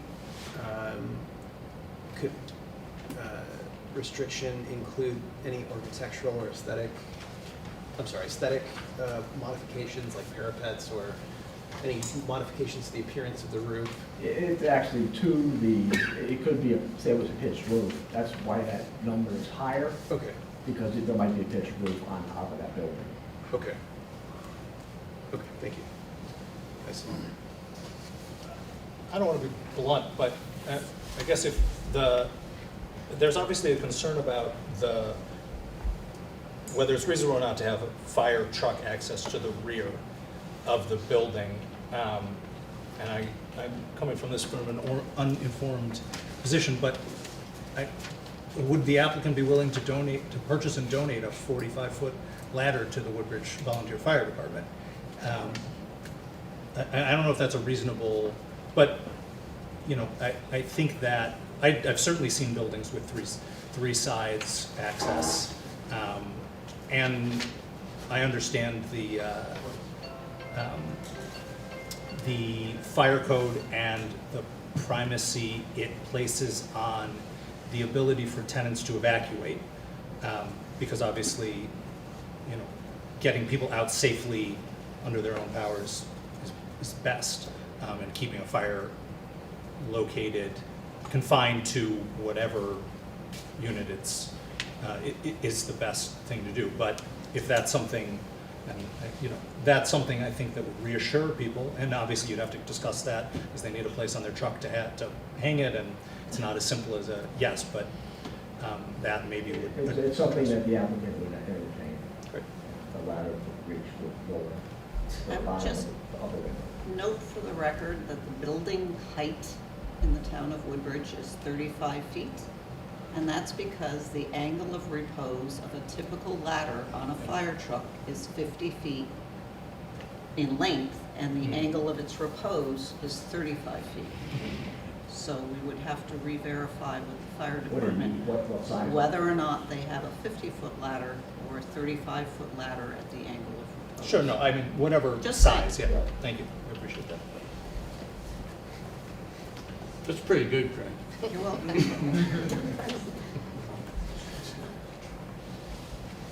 The roof. Talk about the roof and possible designs of changing the roof in order to have the illusion of it for a slope roof. There's several ways to do that, whether it's with a mansard roof that begins at the flattened roof structure and goes up, whether it's a combination of that and pieces of architecture that drop below the roof down to the fourth floor. There's ways to do it to give the illusion of a sloped roof, even though it's a flat roof behind it. That's something that we certainly can take a look at. That you wouldn't want to do a completely pitched roof. It doesn't make any sense on this type of building. Then there's no place for the equipment that you need to go on the roof. You have to sprinkler that whole space up there. Becomes expensive. Is just another problem because it's a dry system and it can fail. So that we would entertain trying to come up with what the planner is suggesting. Thank you. Okay. All right, so any further or final questions from the commission for Mr. Rose? And then I'm going to say, and a final questions for Mr. Nuff, a member of his team. Did you want to have your traffic person speak first? Yeah, I mean, my guess is that there might be some questions for Matt, so, Sure. he can give a summary and Yeah, then thank you. ask away. Absolutely. So, good evening.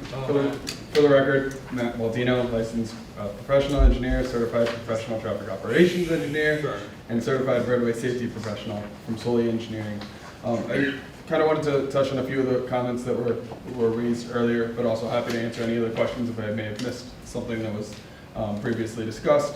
But I did want to start first with the discussion on speed limits, speed for the analysis point, as well as kind of the speeds that we use for what's calculated here.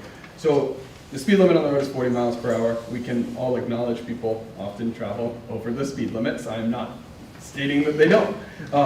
The first report that was prepared on this application by Banesh, what that did is that collected speed data on the road. So you either install tubes on the road, which kind of works similar to, I like to use the like Jiffy Lube when the bell goes off by sending air pulses and calculating the speeds that way. It can also be done in today's day and age with radar as well.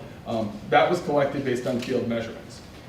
That reported 44 miles per hour was the 85th percentile speed. So again, you have people that are traveling much slower, you have people that are traveling slightly over that, but what you're doing is you're capturing 85th percentile speeds, which is the design practice and DOT guidance, AASHTO guidance for calculating speeds.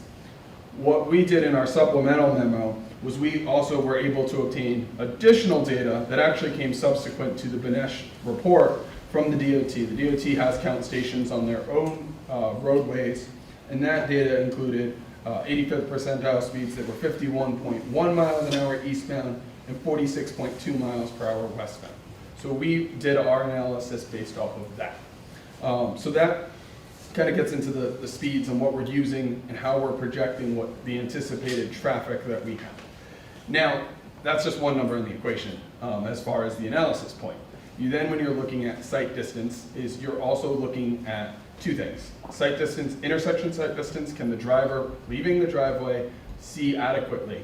And that is calibrated to the site-specific conditions with great respect to grade, with respect to population. If you have a population that has an increased elderly population, they request that you increase the gap time. So the gap time is the gap you need in traffic to safely make the maneuver from a stopped condition, accelerate your car without impeding the car that's on the roadway. So again, we performed those sight distance calculations. We meet and exceed. It's very difficult to tell today. I've been onto the site. I understand from today's perspective, we are doing grading within the right-of-way, which will require a permit from DOT. And then again, this has all been requested and also reviewed by your peer consultant, VN Engineers, who did come to the same conclusion that it can be achieved with grading within the right-of-way. So that grading would need to take place in order to achieve those. But again, that is based off of a gap time of 7.5 seconds. If you were to sit here and think about 7.5 second gap in traffic, some of us are a little bit more risk takers and may go quicker, look for a larger gap. Some of us take that 7.5 second gap. So those are design guidances that are provided to us to provide a conservative and safe assessment of the conditions. So that was the first when it comes to sight distance from the driveway. The next, I think there were some concerns with regard to speculation of hitting a truck exiting the site. So then the next thing you look at is stopping sight distance. Can the driver on the road have adequate distance to stop? Stopping sight distance is typically much shorter of a distance than if you were to, see, perceive, react, to accelerate versus slamming on the brakes. Those are all characteristics that are presented based off of, your brake, the wear and tear on tires. Those are all things that go into that equation to calculate stopping sight distance and set industry standard details for these. Again, both of these were reviewed by both myself, you had our original consultant who retired from Banesh, as well as the peer reviewer at VN Engineers. And additionally, the DOT will review this as part of the encroachment permit application. The encroachment permit application will take into consideration the driveway location, the grading within the right-of-way, the construction activity. The DOT will require, if necessary, a maintenance and protection of traffic plan. The DOT will also take into consideration soil erosion and sediment control measures that will be taking place both in the right-of-way and adjacent to their right-of-way. We will be grading in the right-of-way. We will need silt sacks in their catch basins. They also have an inspector. So in addition to the DOT district office that reviews the permits, they also have inspectors in each district that do periodically visit the sites, and make sure that we are in compliance with their requirements.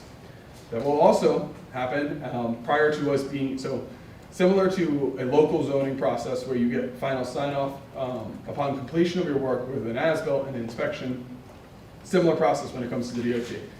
We would not be able to get or close an encroachment permit from the DOT without an inspection from the DOT, in which case they will review and verify that all the information provided to you with regards to site distance can be adequately achieved and there are no safety concerns on that driveway. They will not issue an encroachment permit or sign off an encroachment permit.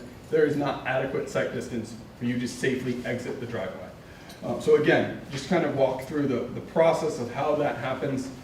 It was mentioned, there was a comment or a question rather with regards to traffic projections of the future. What are we looking at in the future? And while this application does not meet the DOT's threshold for a major traffic generator, which is governed by the Office of State Traffic Administration, that office has a Bureau of Policy and Planning, which was consulted in the preparation of the traffic study to project traffic volumes, so that we were projecting traffic volumes to the future shown here.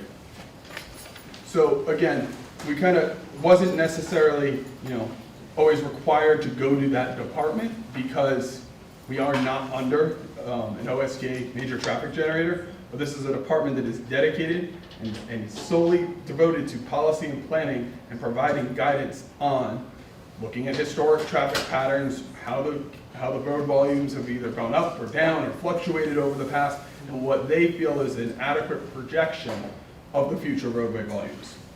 So again, lots of experts that have looked at this, and as mentioned, I think there was some questions about operationally.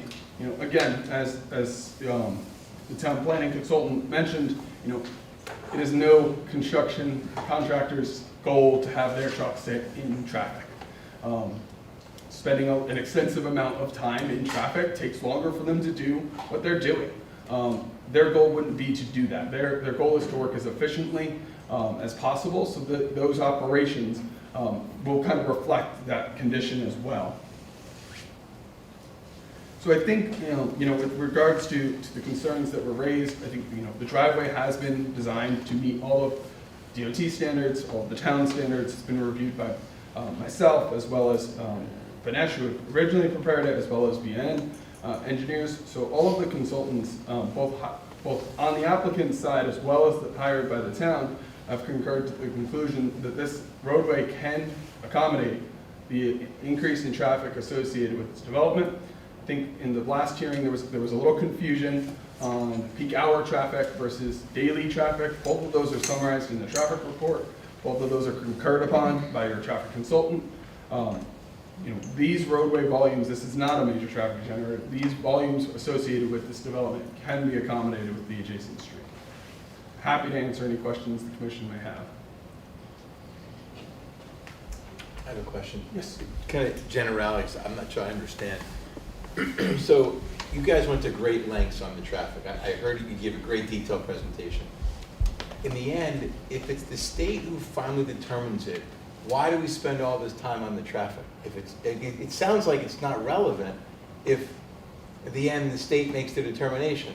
So the state reviews all of the information that's provided. They don't take on the burden of proving the case. They have the ultimate say, but I still have to go through the process of requesting the driveway from them and having the data to support that and basically outline how it meets their requirements.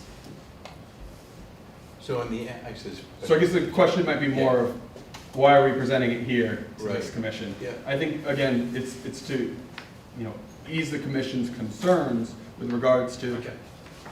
He's trying to play lawyer, I'm not gonna lie. So you do have jurisdiction over traffic as a special, because this is a special exception. This is not a OSTA type of application. As you heard from Mike, there are certain thresholds that would require a certificate from the Office of State Traffic Administration. We don't meet any of those thresholds. A regional shopping mall requires an OSTA certificate. A Walmart does. A movie theater does. We don't. So you do have jurisdiction over traffic considerations, but as I overstated perhaps earlier, The only expert evidence you have demonstrates that there are no negative traffic impacts. Levels of service are fine, sight lines are fine, safety issues are fine, and so that's what you have jurisdiction over, provided you base your decision on substantial evidence, which is fact-based on this site, on this road, at this location. So, thank you.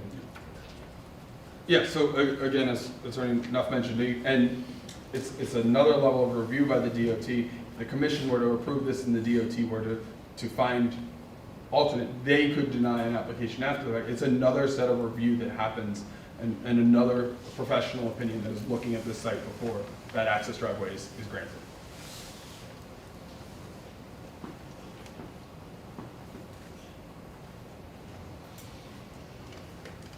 Okay.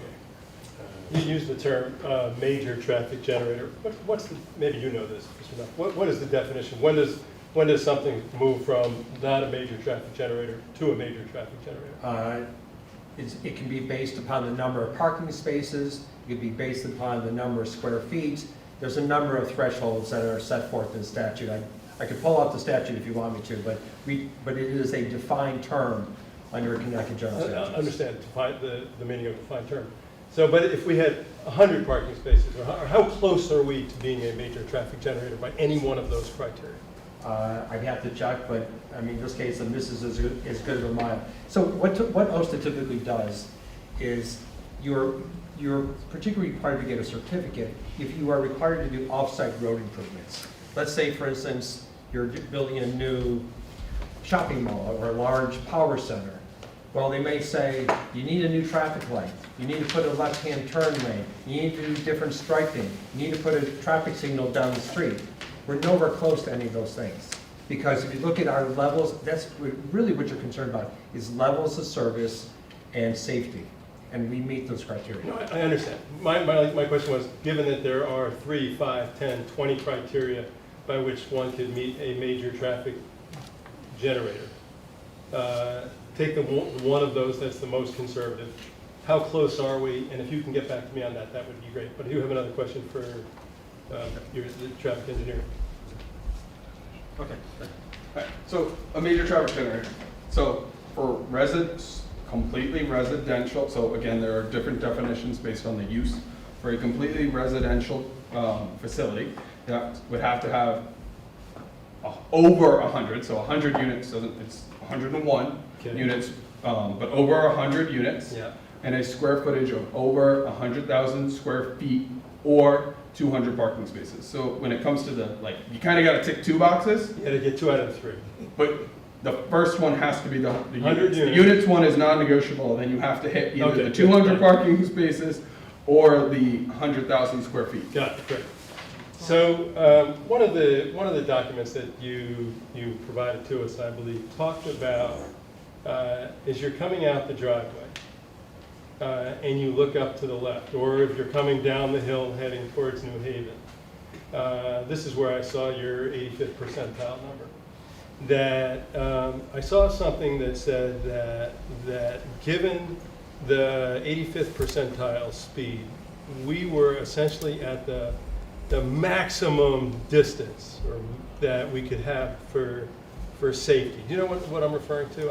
I know I'm not stating it very clearly. So yeah, so there was discussion at earlier hearings and meetings with regard to the driveway placement in respect to, you know, the site topography and conditions, that how we ended up at the site layout that we ended up at. And that discussion is, you know, the optimal place for this driveway, given the curvature of the roadway, is in this location to maximize the site distance. My question is more specific, because I want to be fact-based here. Yep. And so, when I'm coming out of the driveway and I'm looking up to the left, or I'm coming down the hill, and I first see that driveway, how many feet am I from when I first see the driveway to the driveway itself? And so, because the question I'm driving at is, if I'm traveling at 40 miles an hour, or 45 miles an hour, or 51 miles an hour, and I have 400 feet to go, or 392 feet to go, or 475 feet to go, and I'm traveling at 50 miles an hour, how much time do I need in order to recognize the hazard, step on the brake, and stop the car. How many feet do I need? And I thought that the documents that you guys provided said that I was at the edge of what safely could be done. Did I misread that? Yes. Okay, so give me the feet. Tell me the feet. Again, I want to kind of make sure we're separating because there are two distinct actions here, right? There is stopping sight distance, which is driver on the road sees the driver at the driveway. Let's do that. Okay. That one I'm going to have to get back to you on the mathematical calculation because I don't That's have the that one I'm in front of interested me. in. But that one is much lower than intersection sight distance because it takes longer for the driver to get out of the driveway, see the gap, recognize the gap, and accelerate from stop. So with respect to sight distance, you have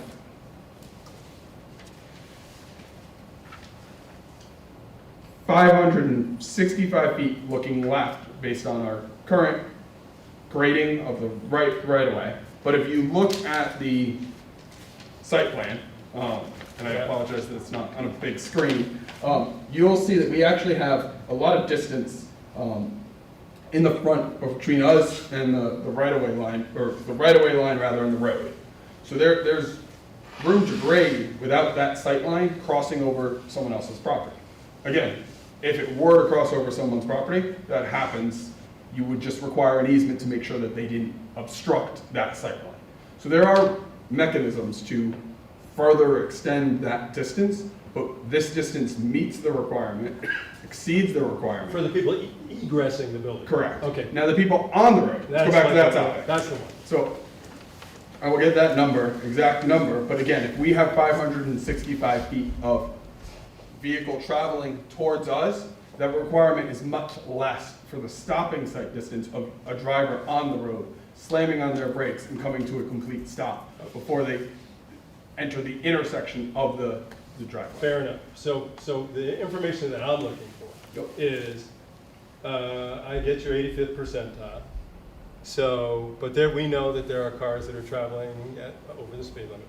We can agree to that. We know right, we all do. But there are cars that are, you've certainly got data on the fastest of those cars. And what I'm interested in, from the 85th percentile up, what's the stopping distance that's required while you're heading down a hill in order to safely stop your car before you hit the person leaving that driveway? That's my question. Okay, I will and I understand certainly get back to you on that. Perfect, thank you. You're assuming that the State Highway Department is going to clear out a lot of that rock along the road to give you this. No, that is us as the applicant for the encroachment permit will be required to do the earthwork associated with that in the state right away. Yeah, but so I'm they won't saying, be doing that. But the distance, what you're talking about, sight-wise, would require that. Correct. Yeah, I mean, that work has to be done, whether Correct. you do it or the State Highway Department does it. Correct. Otherwise, the view isn't going to be. If the distance can't be achieved, the DOT, it's a requirement that's there. You either meet it or you don't. And if we couldn't achieve it, they wouldn't issue the permit to us. Yeah, because again, the concern with that, as people mentioned before, is that rock, greenish type of rock, it breaks up, very porous, and if you look at that Bishop's Pond as you're going down the road, it's actually higher than the road, the last little bit of Fountain Street that you're driving on. So you start removing all that rock, you really have a very high risk of disturbing that pond. So, I mean, these traffic distances you're talking about, they involve certain serious environmental problems. And that's an important issue. So I've done many projects with the DOT that have required extensive rock removal. The DOT is a firm that has consultants and in-house representatives that specialize in each individual discipline.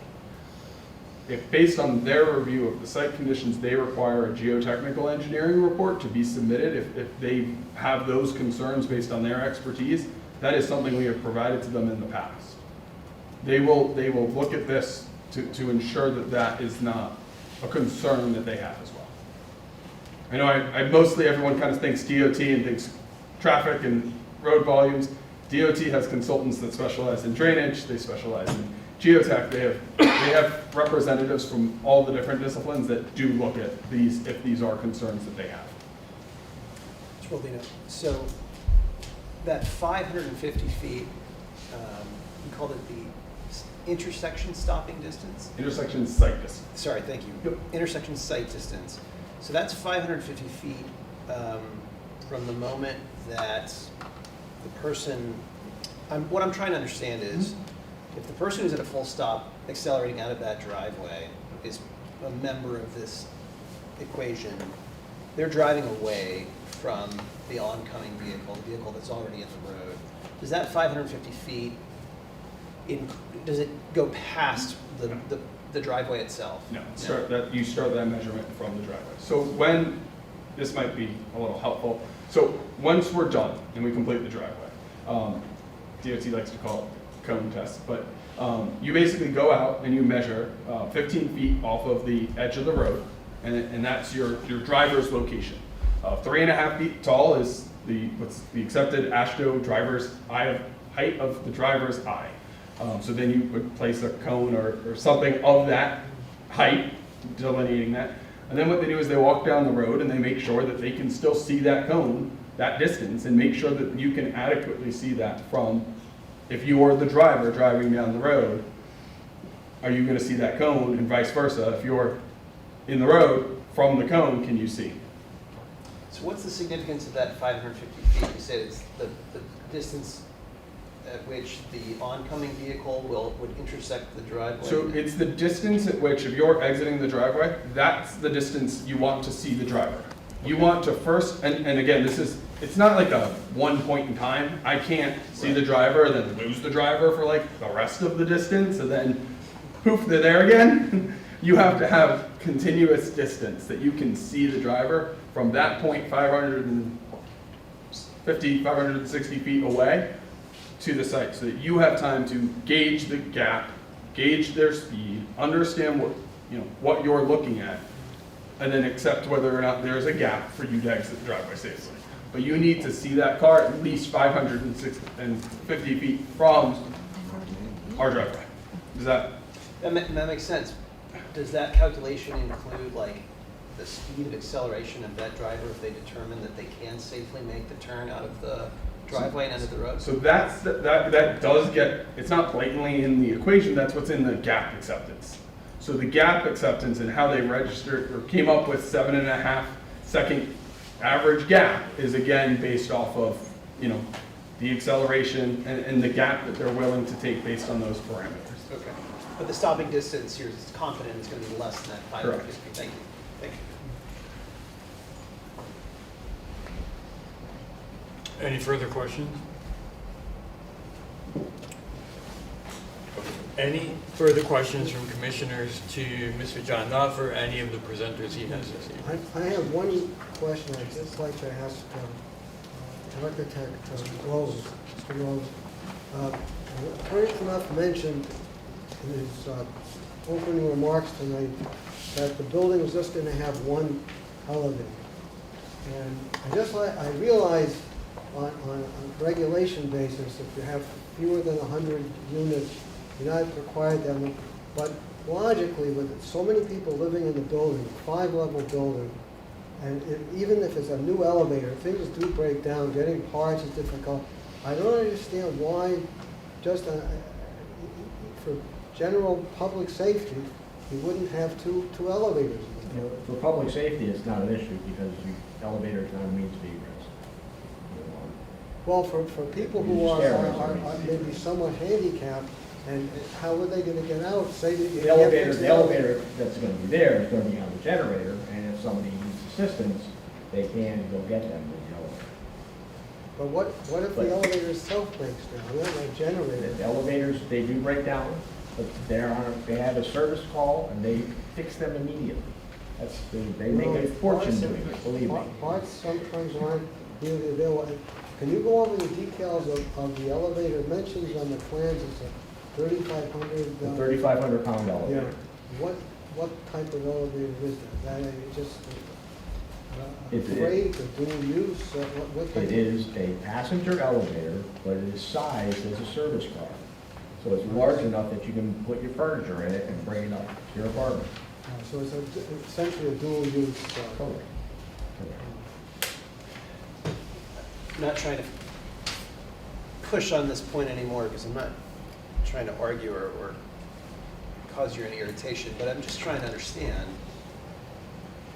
what are the design or architectural implications of adding a second elevator? Is it primarily is it a cost thing? Is it a tremendous engineering feat? It's some engineering, but it's a significant cost. Can you give me an idea relative to the scale of this project, what we're talking about? And maybe that's, you know.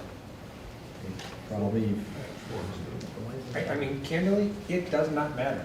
Mr. Nutt, candidly, it matters. We comply with the building code. There's nothing in your regulations that gives you the authority to tell us how many elevators to have. We are providing affordable units. That has an impact on the economics of the project. If you were to deny this application on the fact that we only have one elevator and you want two, that would be an improper basis for denial. That's your opinion. No, it's not my opinion. Well, sir, that's very much your opinion. Am I incorrect, excuse me, Dr. Wisney, am I incorrect that we are not asked to consider the health, safety, and welfare of the public in general and the immediate neighborhood in particular? We are, what my point is on the substantial evidence test is there has to be something specific. What specific harm are you pointing to, other than a hypothetical that's, there may be an emergency, there may be the elevator isn't working properly, there may be someone who's handicapped on the 4th floor who decides to live. We don't have to meet all those hypotheticals. What expert information is provided in these proceedings to give us a basis to determine whether health, safety, and welfare of the public is met? The code, the building code? We're supposed to accept that building code is the final word with public health and safety? Well, on the question of whether the building is safe, yes. What else would you look at?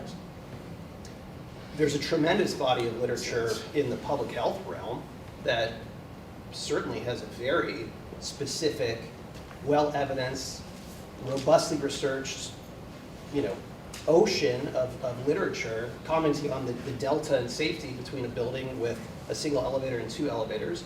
Because if one elevator goes out of use for whatever period of time, can cause more residents to attempt to take the stairs who may not be able to take the stairs safely because they're very young or very old. There's any number of circumstances that I don't need to produce for you right now.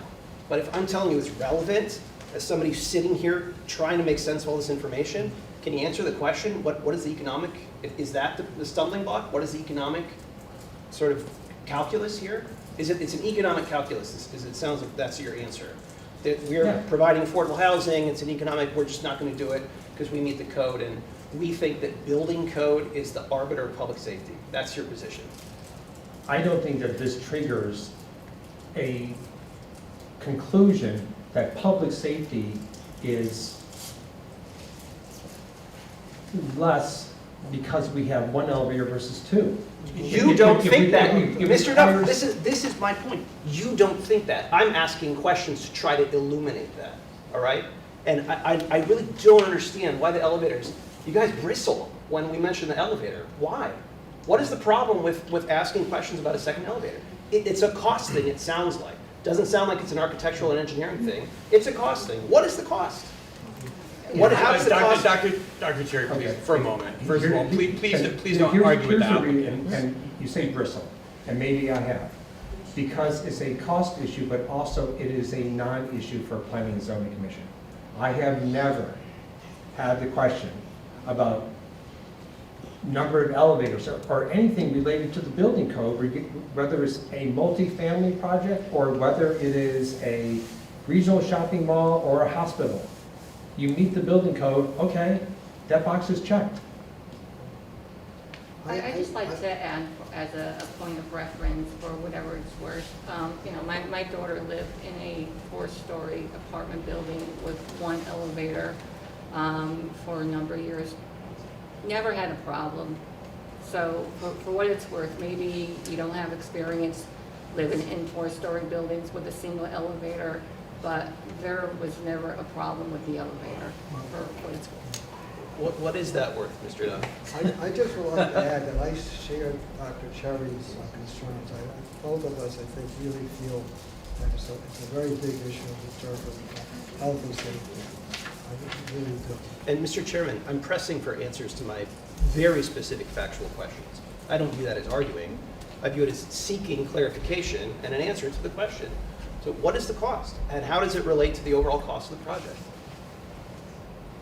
I will check with my clients, but I don't think that the cost of the project or of a particular element is a factor for consideration under your regulations. I understand. Thank you. Do you mind if I just jump in Yeah. and answer the earlier question regarding the traffic?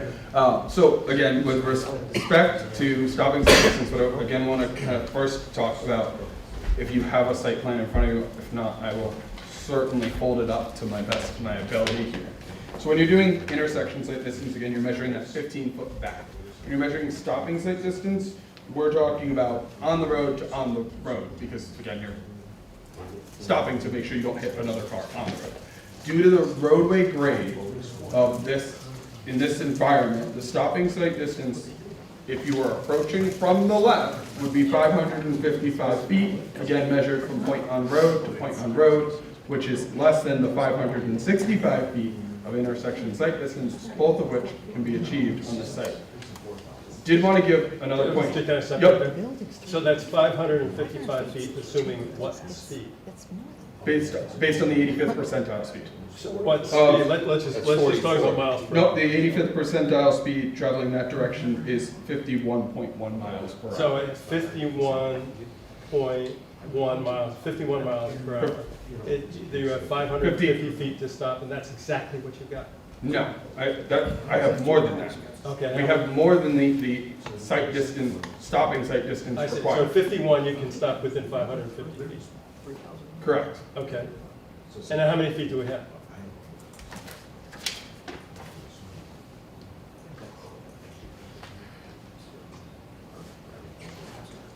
With the current gradings, we have over 580 feet. I don't have the exact number of feet based on. By grading, you're talking about the slope of the hill? Based on the grading of, from property line, our property line, Yeah. to roadway, Okay. that grade.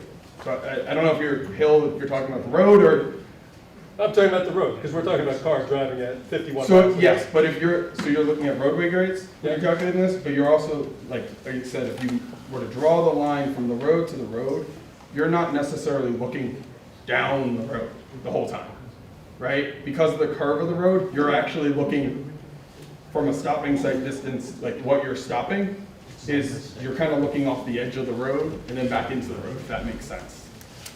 If you were to draw a line from the road due to this curvature to the point in the road in which the car would be, you're not necessarily looking in the center of the lane the entire distance. You're looking. We don't need to believe, I think I get what you're saying. Maybe you could just give us something in writing at 50 miles an hour, 60 miles. We're happy as a condition of approval Yeah. to provide both stopping site distance figures and intersection site distance figures demonstrating compliance with the regulations. No. The answer to my question. That's what I'm looking for. We're happy to provide those diagrams, providing the maximum that we can show. Great. Got it. I do have a question for you, Mr. Bowden. No, but I want to be clear, if we're closing tonight, I'm not sure how I don't know how I he's doing. don't know either, so. Okay. We're gonna take that up, Mr. I get you. There's two open questions. We'll get to them in just a moment. Let Jim please here ask another question. I do have a quick question for you, and then we'll see if there's any final questions. We'll talk a little bit about potentially closing, which is what I want to do. So, Mr. Nubb, I know that you said that 12% of the units are. Mr. Nuff, can you just ask your client just for 1 second, because they're talking on the side, I can hear it. Thank you. Well, Sorry, I can't. They've now stopped talking because they just told me that they will offer a second elevator, a strictly passenger elevator. Thank you. Yeah. So 12% of the units are to be affordable housing units, Correct. and that's 12% for what's the duration that you're? 40 years. 40 years. So you said when you were addressing this question of affordable housing that that there could be instances where that number is going to drop below 12%. For a time period until the next person comes along. And there could be periods of time where it drops below 10%. It all depends on the market. I mean, Exactly. I mean, it may be that, listen, there is a huge demand for housing, as we know, which we hear about in the news literally every day. Is it possible that a multifamily community somewhere in Connecticut is only half rented? Yeah. And maybe some of those units that are not rented are designated as affordable. Yeah, but they are dedicated. So the whole point is that those units are always available as an affordable unit. Whether there is someone who qualifies for that affordable unit is a different question altogether. We're confident that we will have plenty of people who qualify for the two different levels of affordability and people who just want to live there. But yes, the units themselves will be designated as affordable. There will be times when one of those units that are affordable are vacant while awaiting somebody to come and rent it. And so there will be periods of time where that number of affordable housing units is going to drop under 12, correct? That's every affordable multifamily community in And Connecticut. the last question I have has to do with the traffic study. And I know you made the point a number of times that that the intervener, that your traffic expert is the only expert. I just want to be clear on this. You are not saying, are you, that because there is no opposing expert, we are required by Connecticut state law to accept the testimony in its entirety of your traffic expert? Yes, I am. No, that cannot be right. Yes. Ask your attorney. We're not allowed to assess credibility. We're not allowed to assess, we're not allowed to assess. If you have another expert. You can't assess credibility in the absence of another expert? If you have another expert who wants to give a different opinion, have at it. That's not my question. No, you may not. There's only one, the only expert testimony supports the approval of the application. No, that's not. If there is a specialized knowledge that the commission has, you have to articulate what that is. We have an ability to respond to it, but no, I'm telling you. You're telling us that under some Connecticut law, that we are required to accept in the entirety the testimony of your unopposed expert, and we are not allowed to assess credibility, facts considered, or other items. We're not allowed to do any of that. That's what your answer is to my question? Correct, and that's the case that I cited in my memo. Okay. Mr. Nuff, are you referring to the Weed Street case? Or there was another? No, the Weed Street is the stormwater issue. The other one is the one out of the town of Fairfield. It's in the traffic section. Of It's the in it, okay, because you know the Weed Street was an 830G case. Yeah, I mean, which is not in this category. No, of course, but Okay. the issue there was stormwater, and their trinkets again was saying the same things there. They said in other locations, and it was said here. So that's, I mean, yes, I mean, it could have been a case where he was opposing, frankly, a new grocery store, like he did recently in Trumbull. But that's sort of irrelevant. It was the point of bringing to you the Weed Street case is the Judge O'Hanlon, who has been on the land use docket for a number of years now. Frankly, I think you can read between the lines, read the footnotes. I think he has tired of the same testimony on application after application after application. Okay, I understand the point that you're making. Okay, so let me say this before we potentially try to close the public hearing. Do any commissioners have any other questions for Mr. Nuff? Okay, I'm going to call you Mr. Schatz. Go ahead, please. We don't do the Mr. Paul, go right ahead. here. Thank you. Appreciate it. And my neighbor Paul, go ahead. Thank you. Okay. Who's responsible for monitoring the opportunity housing, the affordable housing of each. So we have to supply data to the town. And is that on an annual basis, or? Yes.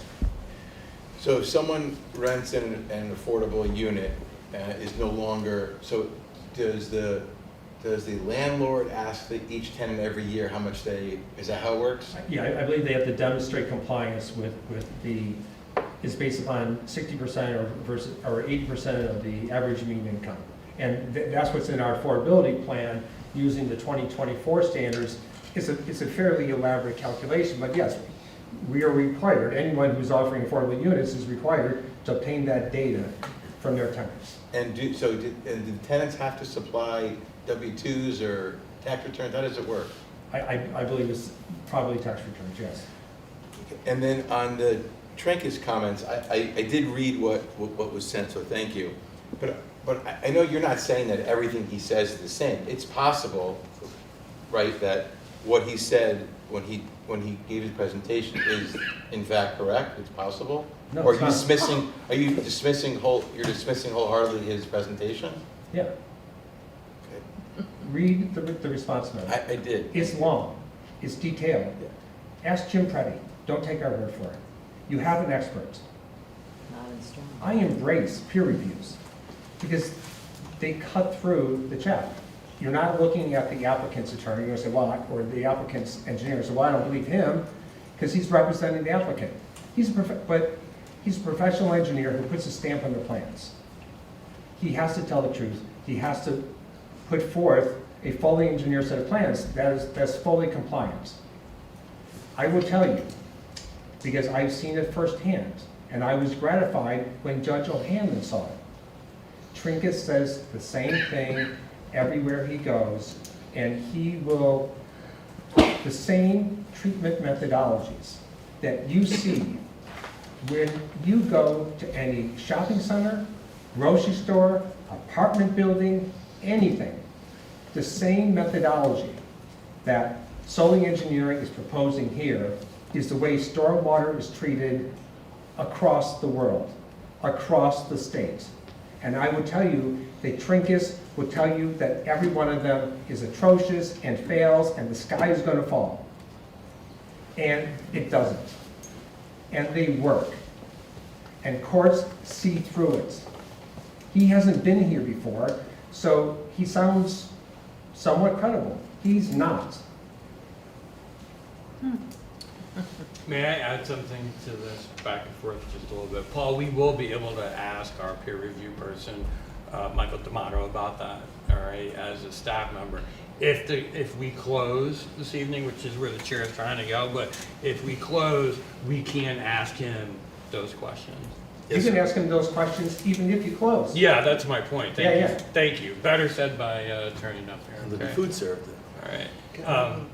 Another question, Ben? Or What about Jim Priddy? Can we speak to him about his? not if we close the application tonight. I'll have a comment on that, but not if we close the public hearing component. You cannot ask him directly. Please, sir. This gets to my question, actually. Please. Yep. So I'm trying to understand this. I really believe in the process. I want the process to be fair and to proceed with the most information possible. And Sure. God knows we have a lot of it. So this is partially a question for you, Mr. Nuff, because you're quite facile with these things. I also would like your opinion, Mr. Monti.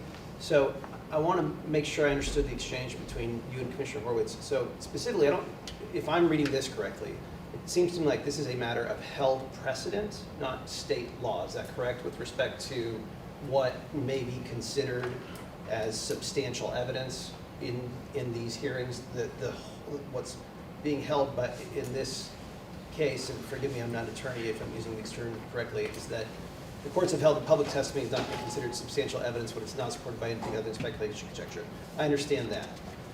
It's also true that the only expert testimony on traffic has been supplied by the applicant's two traffic engineers and the town's own peer reviewer. I understand that. Is there any other information? Because I think, I'm just trying to make sure I fully understand the answer, the real truth.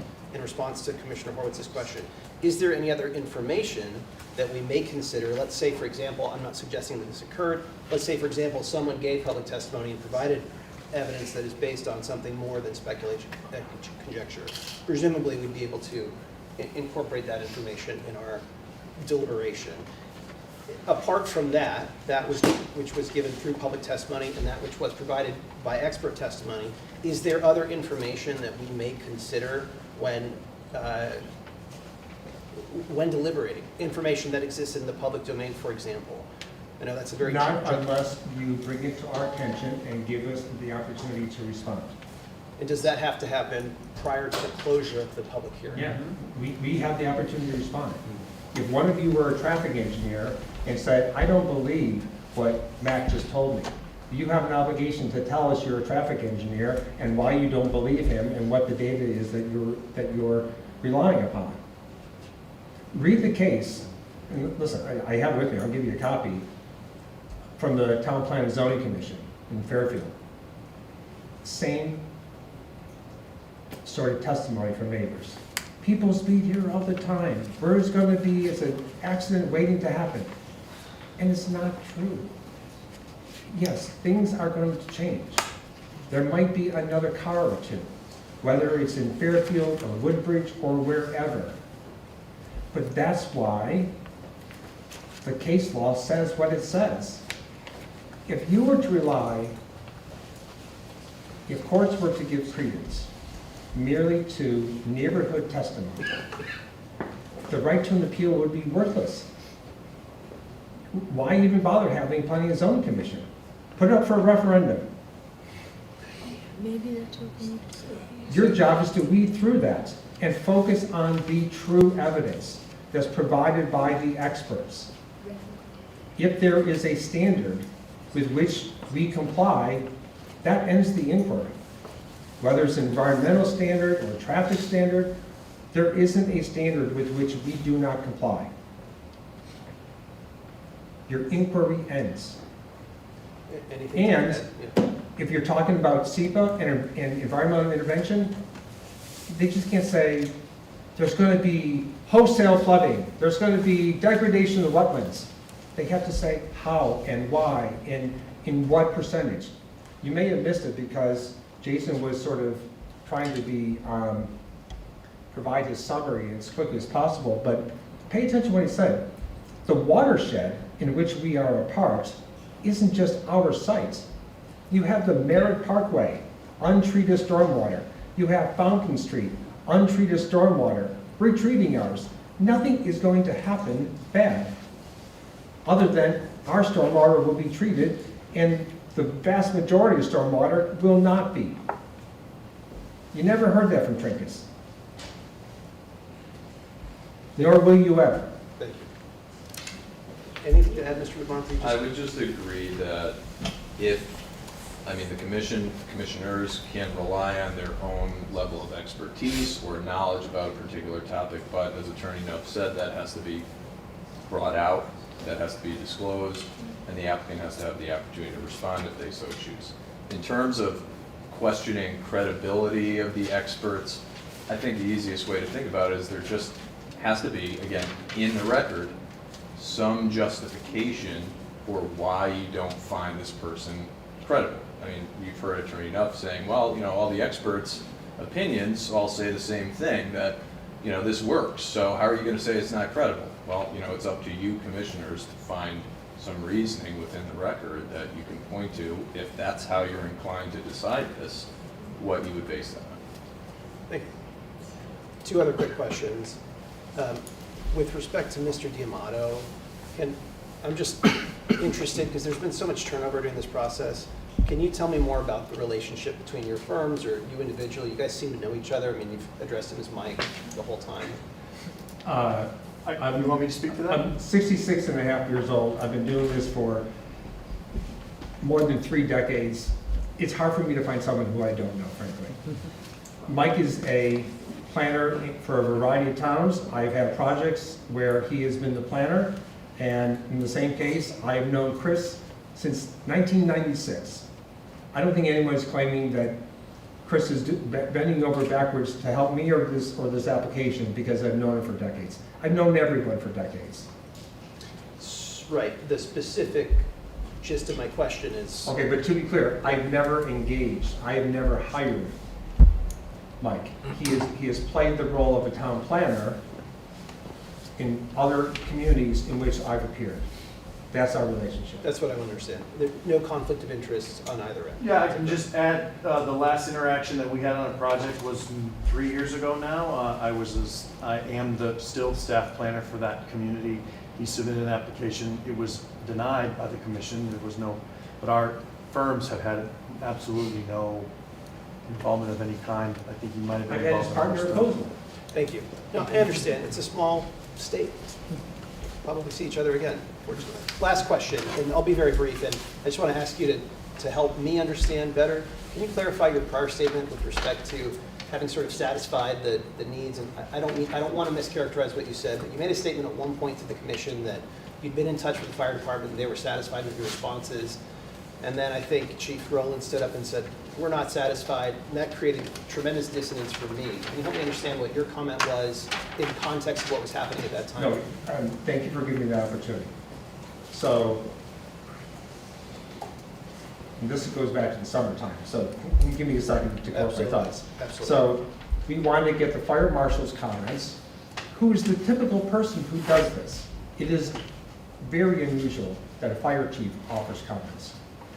But nonetheless, Pat Rose, as the architect, was able to get a meeting with, because I think at the very first meeting, the very first night of the public hearing, the fire chief came and offered his comments. And so Pat met with both the fire marshal and the fire chief, had an exchange of information. Pat summarized their conversation in the very first memo that he supplied. I took that to mean, because we didn't hear anything further from the police chief, or the fire chief, or the fire marshal, that he was satisfied. When I uttered those words, the fire chief, someone clearly called him, came, he was chatting with the intervener's attorney in the back of the room, and then said, I didn't approve those revised plans. So I misspoke, I made an assumption that I shouldn't have made.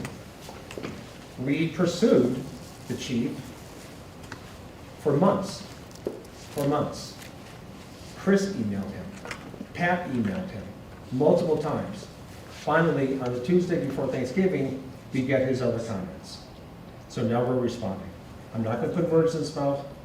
Pat has demonstrated we comply with the fire safety standards. That's the story of what happened. Thank you. Okay. Any other question? And if you allow me, oh, okay, go ahead. No, not for you, Mr. Nutt, for one of your colleagues. No, listen, I just want to take a few seconds to sum up. Please. We know that this is a really important application for the town. First one of its kind in your town. I've been there before. It has resulted, as Attorney Elliott said, in people shouting at you. So we know it's important in the minds of the people.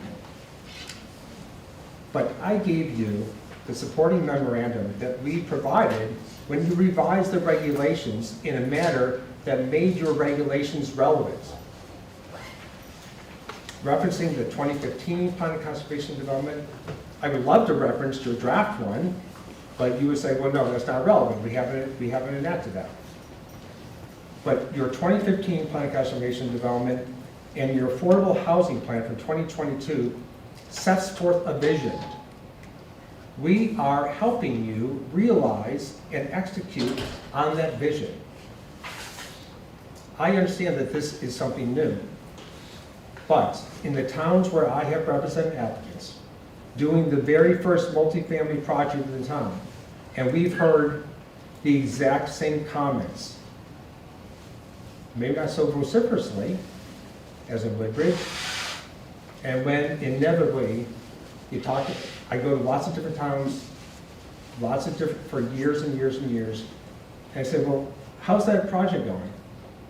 Oh my God, my sister just moved in there, my parents just moved in there, my kids moved in there. They love it. The people become part of the community. The people moving into this building might be some of you someday. It's going to be people in Woodbridge who don't want 3 acres to maintain. They want to downsize. They want someplace where they can maintain the relationships with the people in town and their houses of worship or the restaurants they'd like to go to. But meanwhile, go to their condo in Florida when it gets too cold up here. Those are the people who are going to be living here. Maybe young couples who are starting their life. Maybe they have a job in New Haven, working for the hospital or the university. These are people who could be part of your community. They might be serving on this commission someday. But I think it's something to be embraced. The vision that the town had in 2015 and 2022 and your new POCD is to be embraced. That's what Angelo's doing, executing on your vision. If you wanted some other changes, listen, I was pushing back hard on the elevator until Angelo said, fine, we'll add another elevator. You want something done with the roof line of the building? We'll do that too. We're here to work with you, not fight you, but yes, I get a little bit whatever when people start saying that you should deny this application for reasons that are irrelevant? Yeah, I do. And I focus a lot on how we comply with the regulations and how you have to view and decide on this application based upon the evidence in the record. And I find it unnerving that commissions deny an application based upon wild speculation. And they don't raise it when the hearing is open. They raise it when the hearing is closed and don't have a chance to respond. So I'm glad you raised it while the hearing is open, and we've had that opportunity. But I'm telling you, all those pie-in-the-sky speculative concerns are not a basis for a decision. So that's why I focused on that portion. I also would be remiss if I didn't remind you of the good and hard work that many of you did, and others on the affordable housing team, to come up with the vision, to help create a little bit, perhaps more vitality in the town of Woodbridge. Residents who will become part of the fabric of your community. So, I'm done. Mr. Neff, thank you. I'm good, no. You guys, anybody, any further question on the commission for Mr. Neff? Stop that. Right. Okay, Mr. Neff, thank you.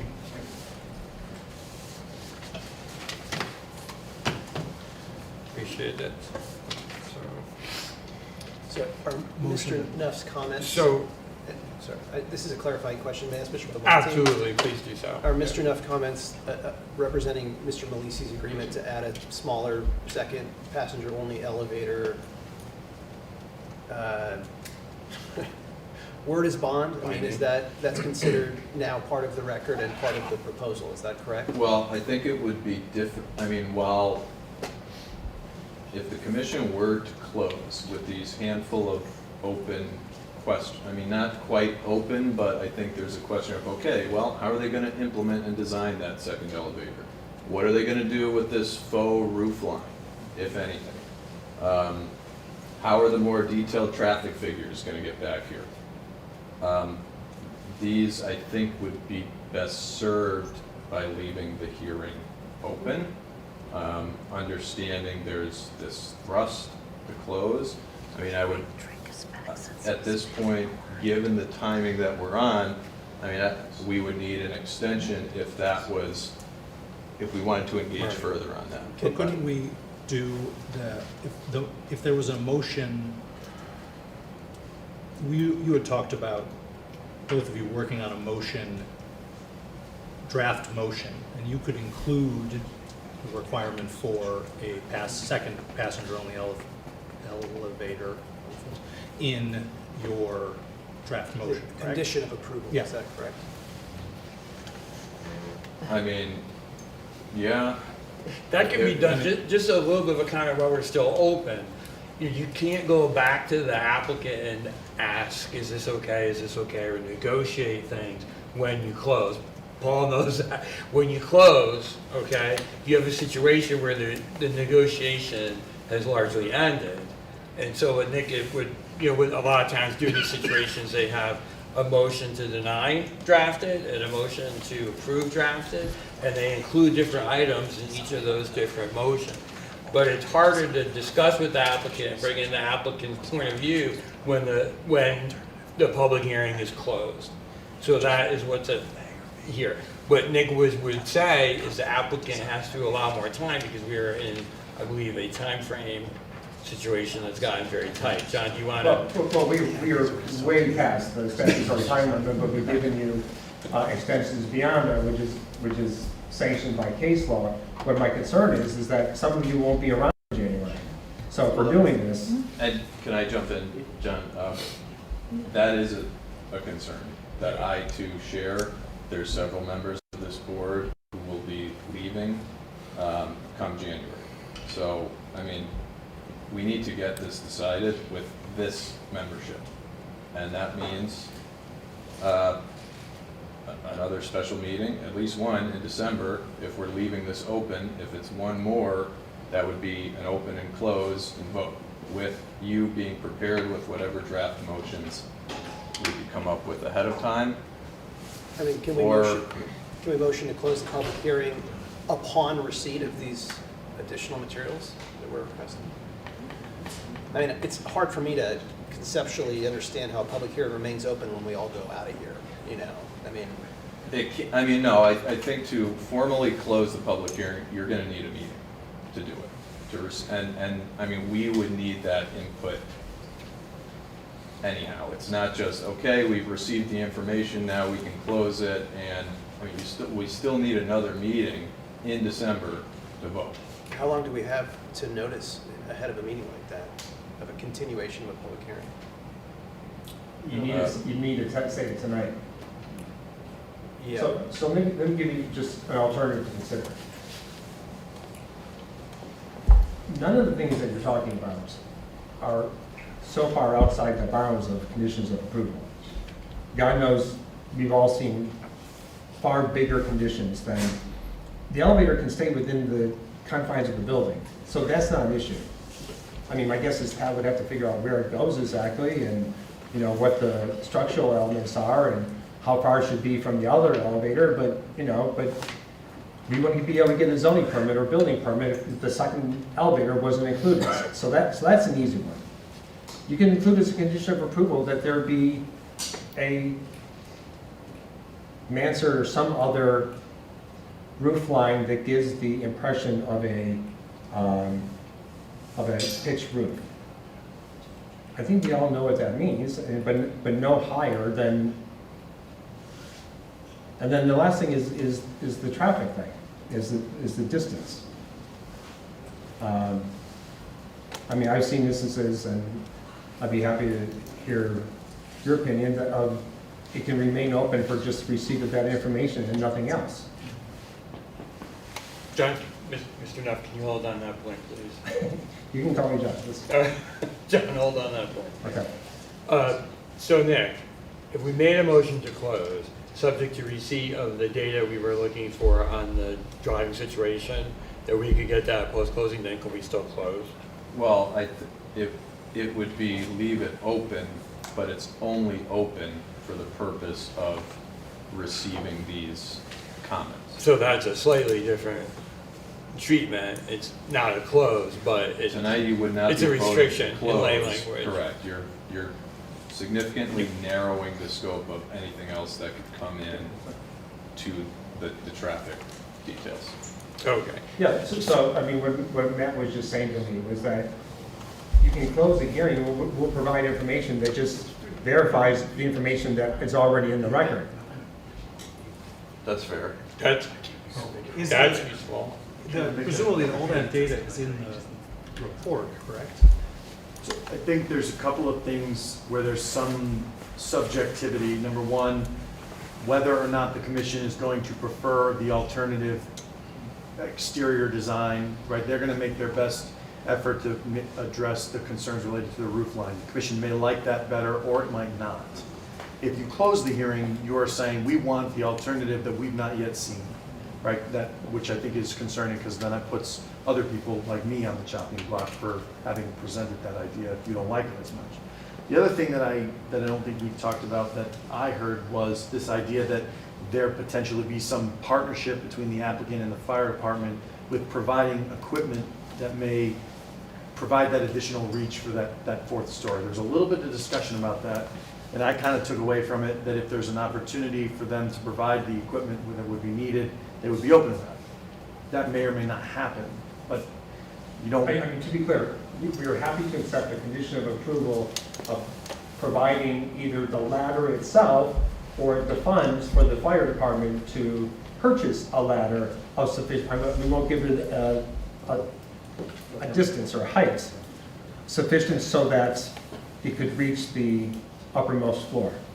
So there's a consensus between all those people in that, of what that is. The universe of that solution is small enough that you're comfortable that a condition satisfies it, and the fire department's not gonna say, well, we want this, and you're gonna, My guess is the overall scheme of things, whether the ladder is another 5 or 10 feet more than is necessary, I think we're okay with that. I don't know, I just, it was an open item in my. It would depend a lot on how the condition were crafted. Is that accurate to say?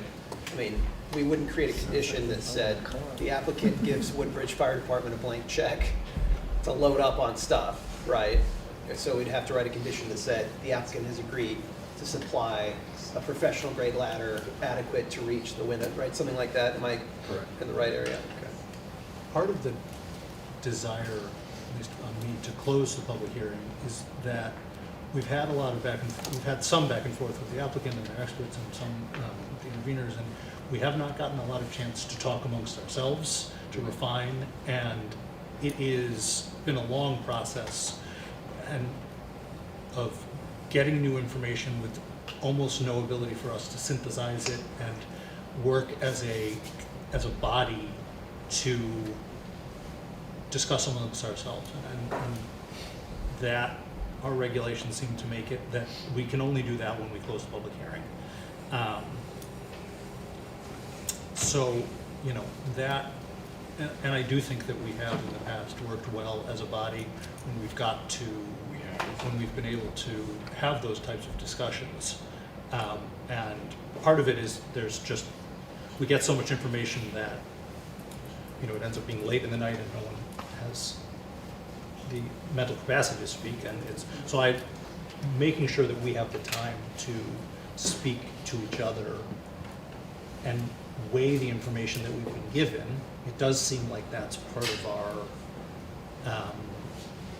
of an important part of our task is to be able to discuss amongst ourselves. In the work session. In the work session. Yeah, And so right. I just want to make sure that we have the ability to do that. And if we are able to do that over multiple days, that would seem great. But if it has to be one day, it's just, it does seem like that's an important part of this decision. Just closing it, I mean, other people may have a separate opinion, but just kind of closing the hearing, thinking to ourselves, and then voting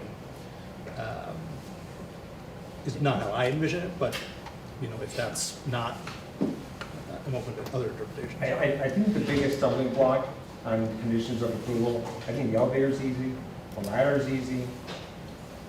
The traffic thing, that's easy, but that's just a memo that we're going to supply. I think it's the roof that you're probably most hesitant about, because you don't know whether you're going to like it or not. And having that. So I have an idea, but I would like to talk to your attorney for like 30 seconds, and maybe there's a solution.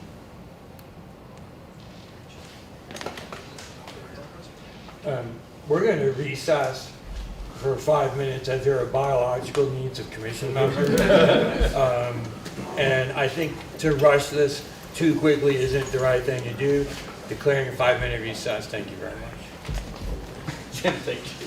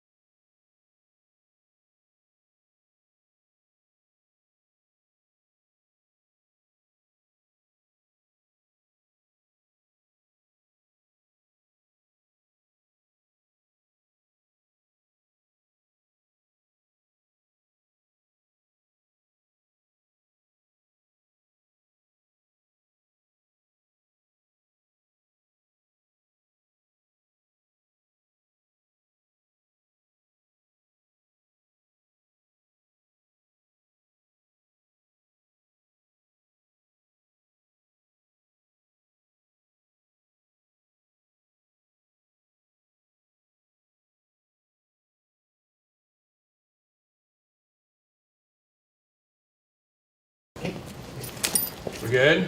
All right, we're back in session. Town Planning and Zoning Commission, December 1st, Monday evening. So we're back in session. Thank you for the brief break. Nick, you want me to recognize you first? Sure. Go ahead. Thank you. Attorney Nuth and I spoke briefly during the break just to try to think about how to address some of the concerns and open issues that we've been hearing, but still do this in an organized fashion before the end of the year. So here's what we came up with. This commission is meeting next Monday for the POCD item. We know we have a meeting scheduled.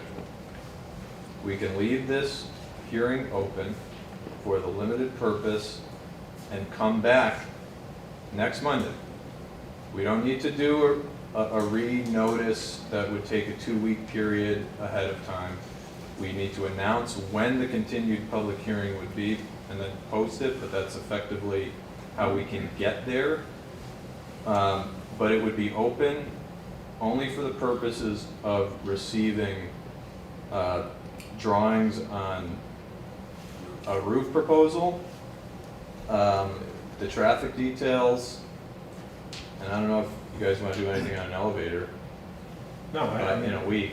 I mean, we talked about it as a If condition. you want me to put something in writing that we promise with another passenger, Yeah. a passenger elevator, happy to do that. Yeah, but it won't be designed by next week. So basically, it'll be a public hearing would remain open until next Monday to get in drawings on the roof, any additional traffic details. It would close that night. And then we should think about a special meeting. Is it the 15th? Is it some other date? It doesn't have to be on a Monday, but then we should have, after the hearing finally closes, we should then have an opportunity to prepare these draft motions after we've heard everything that there is to be heard, finally. And then come back and vote. I think process-wise, that's going to put this commission in the most effective position to render a decision. And there's no way to achieve draft motions for next week? Because you could have a motion, sorry, not to give you guys homework, but you could have a motion that says, like, we like this roof thing, we want it as previously submitted. You could have those two without, it's not easy for us to find more time, especially in December, and so and if other people But, no, keep disagree going. with me, but is it possible to close it and have our work session next week and try to vote? Yes, well, if we had our motions, I would say yes to that. What I would want to occur next week, close, have this item still on your agenda as a work session item to discuss and engage with Mike and I any items that you independently feel should be part of any of these draft motions that we're contemplating, and for what reasons. Give us that input. That's your opportunity to sort of talk amongst yourself. That gives us a basis to prepare draft motions based on what you're looking for. Nick, hold up on that. So we can email you that material, correct? And then it becomes a part of the record afterwards? So, Hold on. so what I had initially, I'm thinking about if we were to close tonight, and one of my thoughts was, okay, if we're going to close and the commissioners had ideas about what they want in a draft motion, they can email me those thoughts. Don't copy everybody, they can email me those thoughts, which I can work with Mike on to incorporate for purposes of our draft motions, and then those emails would become, technically if the hearing closed, not part of the record, but it would be posted on the website just for the sake of transparency. But I was trying to figure how to go about doing that. If we're leaving it open, though, and we'll come back next Monday, I think that could be just as useful of an opportunity to have that exchange without the need for emails or whatever. If we're leaving it open and we come back next Monday, then you're suggesting a third December meeting, correct? Correct. But I think that's a big ask. But that would be to vote. Yeah, but I think it's a big ask to ask No, but I- to get If us you all could- together over the holiday. I mean, it seems like we have, I don't know, I agree with Paul. I guess there's two options. One is having a discussion. We can't have a discussion at all. We can't have a discussion about the things we want in our amendment if it's not closed and we're waiting for things. Well, I mean, this is still, yeah, I mean, We're asking you, and I can talk to him while I'm asking you, but the other thing would be, and I've seen this in other places, would be that, I mean, if you have the bones of the motion and your laptops, and as we're having this discussion, try to flesh it out in a way that is, and then we can, so that we can, at the end of the work session next week, close it and vote on it. And again, I'm adding to your workload, but. no, I would say yes to that. I don't think Mike's available next Monday. I can make myself available virtually. I'm out of state on Monday, so if there's a technology component, I can make it work. What Nick and I were talking about before and thinking about it's funny, there's really only a couple of options, but we've talked about what seem like dozens. For us to prepare motions for a meeting that happens at any point in time after tonight, it assumes that we're going to be summarizing and distilling the body of information exactly as you sort of understand it and prioritizing everything correctly. And to your point, you haven't had the ability to talk amongst the commission. And so what I believe to be a bright spot, what Nick believes to be a bright spot, and what you all believe to be a bright spot might be different. And so it is entirely possible that we, come in with something that's perfect, or that we can come in with 5 conditions and you want to add 4 more and we're good. But we could also end up completely on the opposite end of the table, and now we're reworking that whole motion on the fly, and that creates a potential, gap. And I completely grant that. It does seem like we have elevator and roof architecture and ladder. Is there anything else that anyone is thinking about proposing as a motion or would consider as a motion while we're having this discussion? I mean, there are people who probably are, there's not a thing that could be said, so, but if they're, and that's fine, and they can vote how they want to vote, and but if we're interested in this conversation, is there anyone on this commission who would like to have a discussion with our attorney and our town planner right now about another condition that might be of value to ask them? Is there something, So this is not a work session? I'm asking our attorney by way of our, I mean, you can reject it. I understand. I'm trying to get us home for Christmas.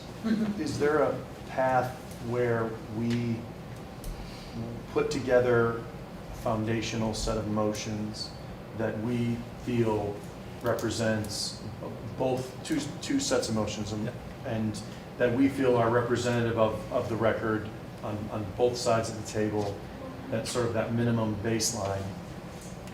They will meet on Monday to hear their comments and the additional, small bit of information, and then they'll discuss sort of where they are.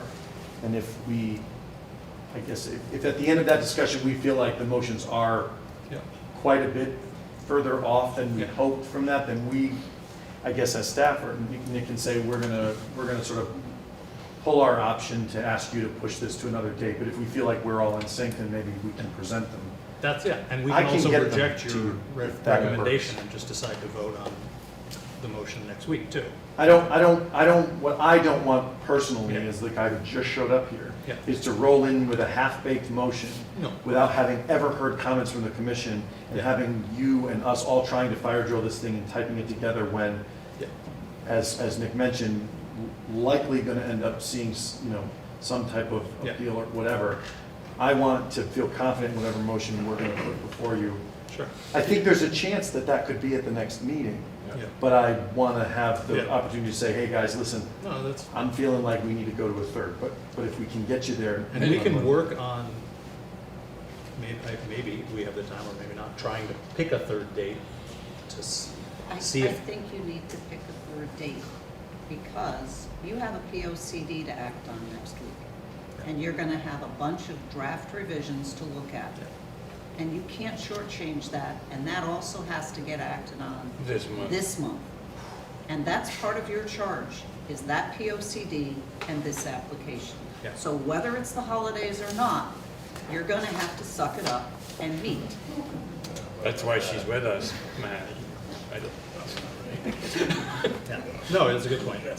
I know, Paul, I hear you. I mean, it's gotta be the, Can you please prepare 2 sets of motions for next Monday night?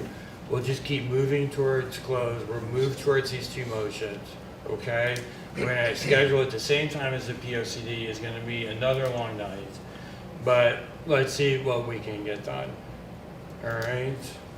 We have a lot of material to get through in a short period of time, a whole bunch of which just ended up on each commissioner's desk this evening and during the day today. Certainly, there's a lot of material in these. We've all been looking at these things for some months, but this is a lot to get through.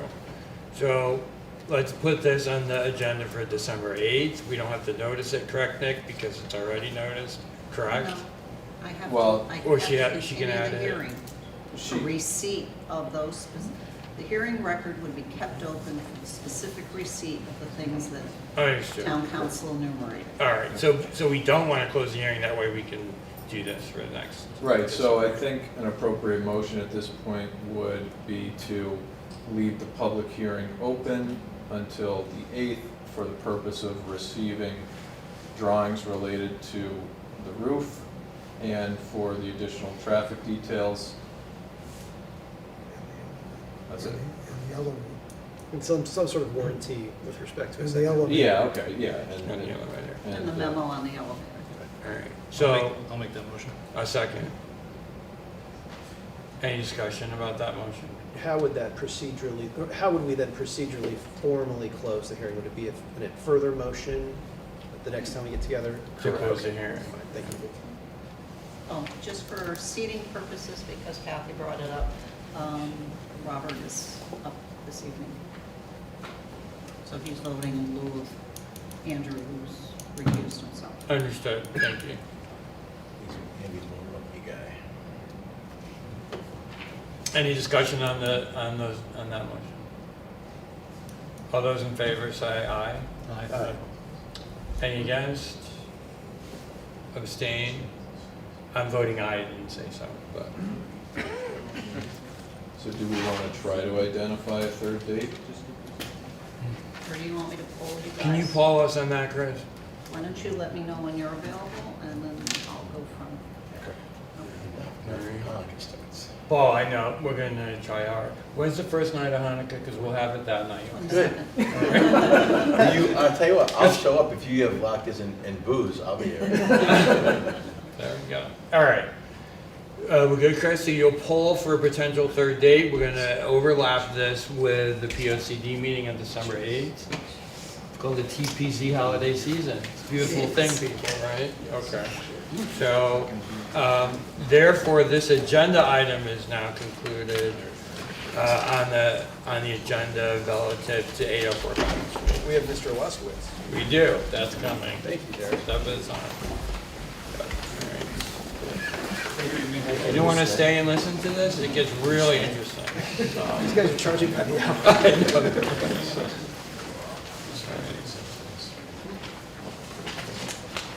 know.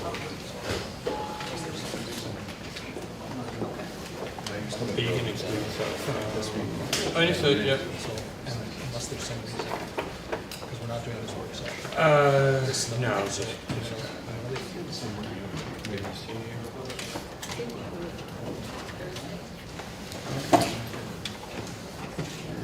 So we're still in open session.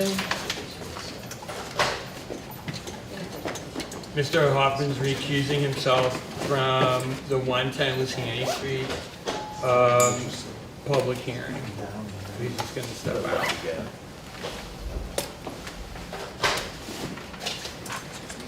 Have a good evening. Thank you.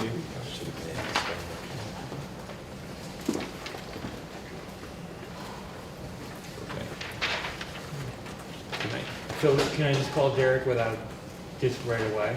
We just have to notice that we're now opening the hearing. I understood. All right, let me go through that. All right, so, okay, we're now opening the public hearing for 110 Luciana Street, which is the second item under public hearings on the Town Planning and Zoning agenda for December 1st. This public hearing is for the purpose of listening to your comments. Each person has up to 3 minutes to speak to make a brief statement about the record, and we want to hear from the applicants. TPC members and applicants will not be answering questions raised by any member of the public that could be here. Public statements and written comments that were submitted to the town will become part of the public record for TPC consideration regarding this particular application. Okay. Derek? All yours, sir. All yours. I know.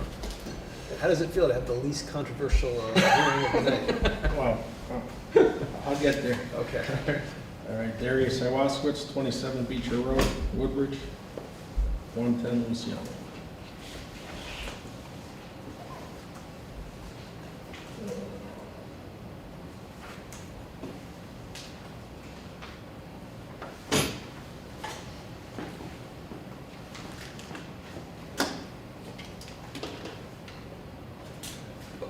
Please go ahead. We will now hear from the applicant. Yeah, we're here for the special permit so we can finish the construction of 110 Luciani. And it's been here before, a couple new members potentially. But basically, to finish under the regulations, we exceeded the allowance for yardage removal. So the only way we can finish the project, which won't be till the spring, due to the growing season and asphalt patching. But without this permit, we're not allowed to bring in material or bring out material without it. So similar to 114 Luciana. Okay. Any questions for the applicant? Let me start off. Maybe you could just help us, because it's late in the evening, just help us to understand the difference between 110 and 114. At one point, they just were... help us out. We know, Yeah, but yeah, so- for the record, Yeah, so we at have one point, 110 Luciani was combined, and then after we purchased it, we for zoning, created 114 Luciani, which there's a lot of rock that has been removed, and we made room for the homes, and it seems to be going on and on. Not that we did anything wrong, but the public was a little bit interested. That seems to have died down, but the regulation does call for us to keep extending this permit. And again, that's why we're here.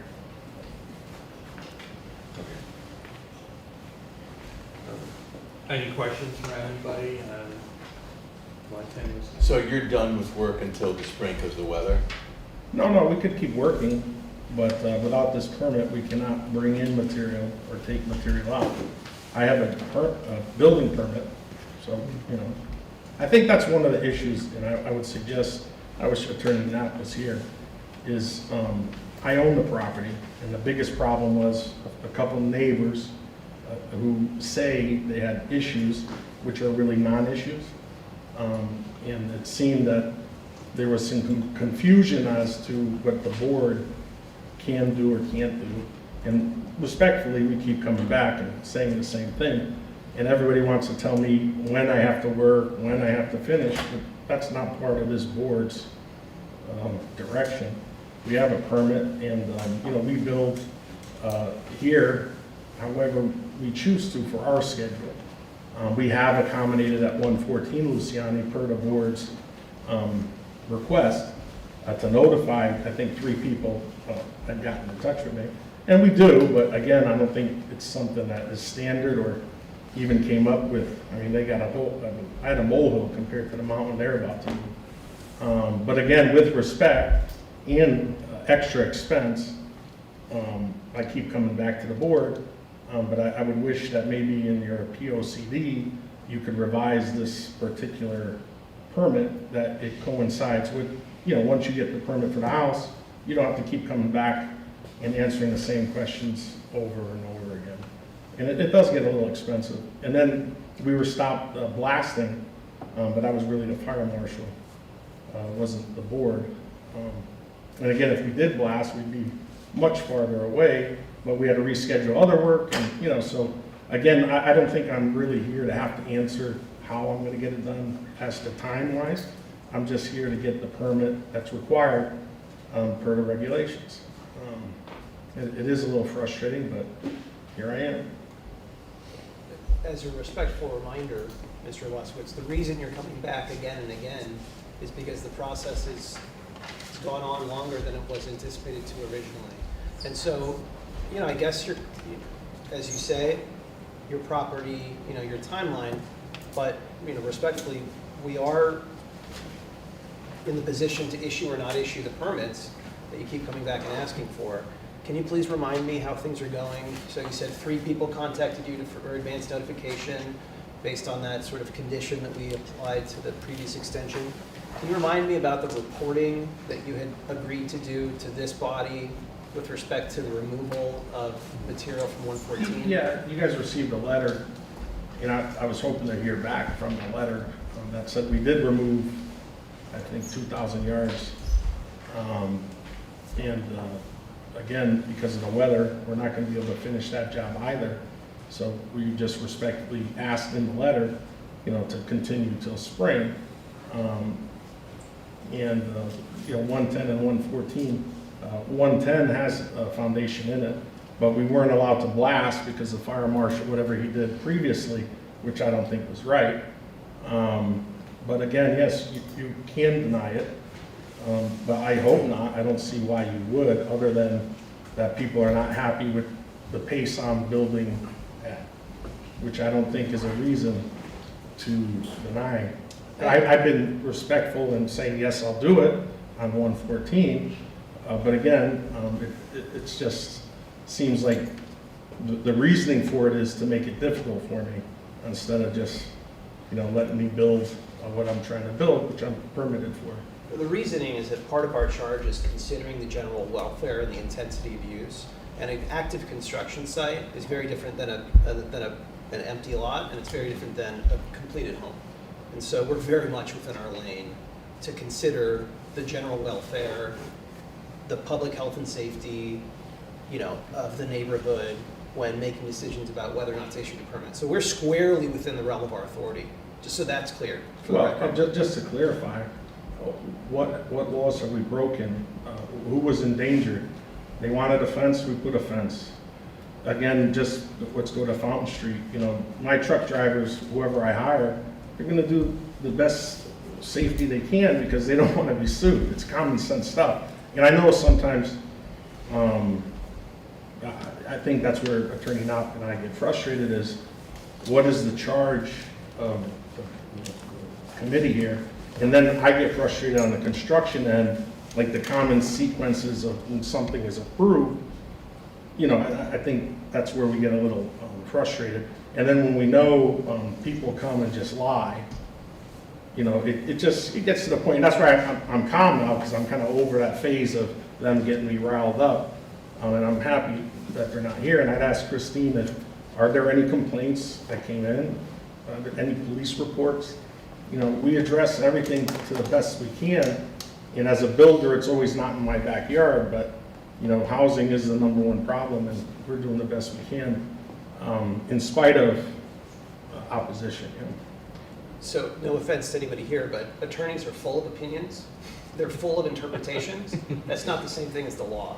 So this is not a matter of law. It's not a matter of what laws you've broken. It's a matter of judgment.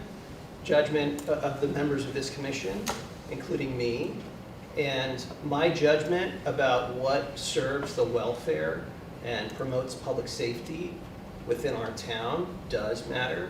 So, you know, we've trod this ground together before. We've had this exact same exchange. It's not my role or responsibility to sit here and say, you broke this law, you broke this law. I have not maintained or stated or suggested that you've broken any laws.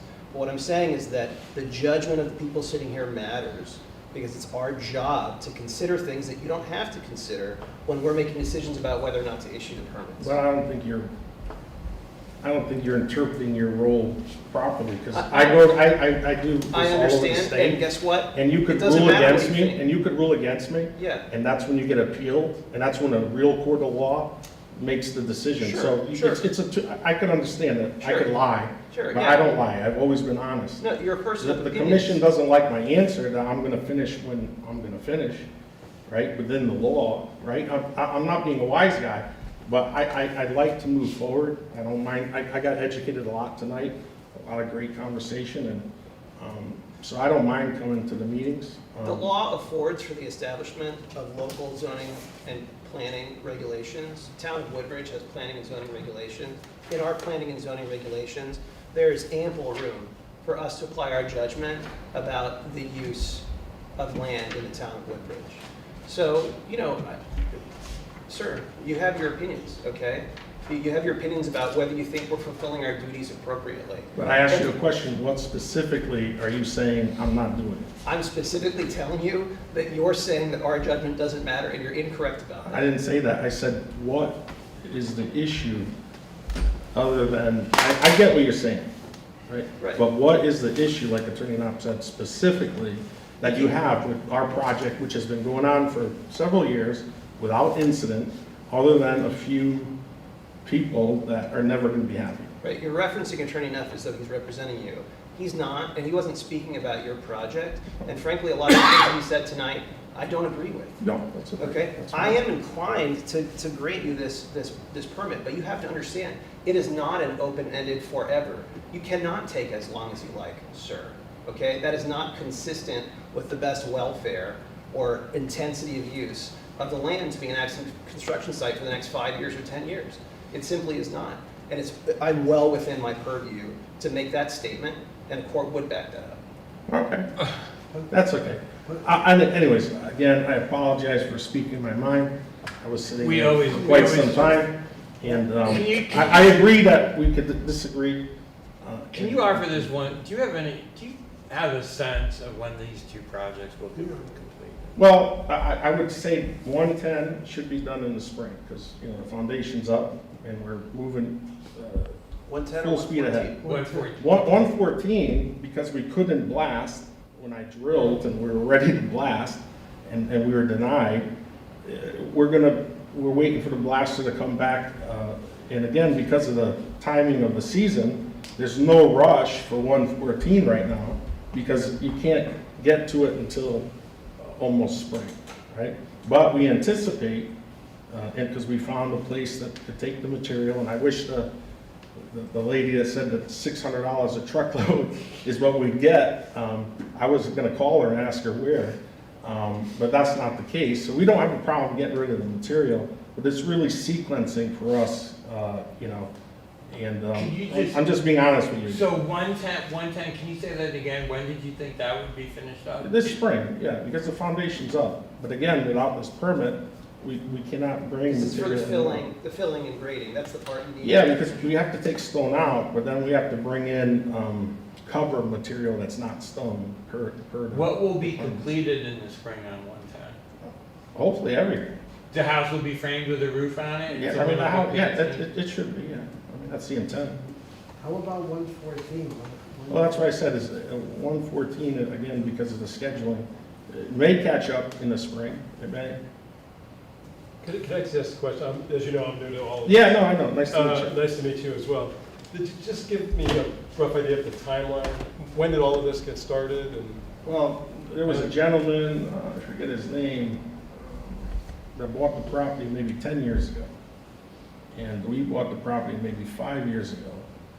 And the town could have bought it for $20,000 back then, but we did. And we took it on as a project for, to fill in when we're not busy. He gave up because of the same person that is pursuing me, but again, I'm more stubborn.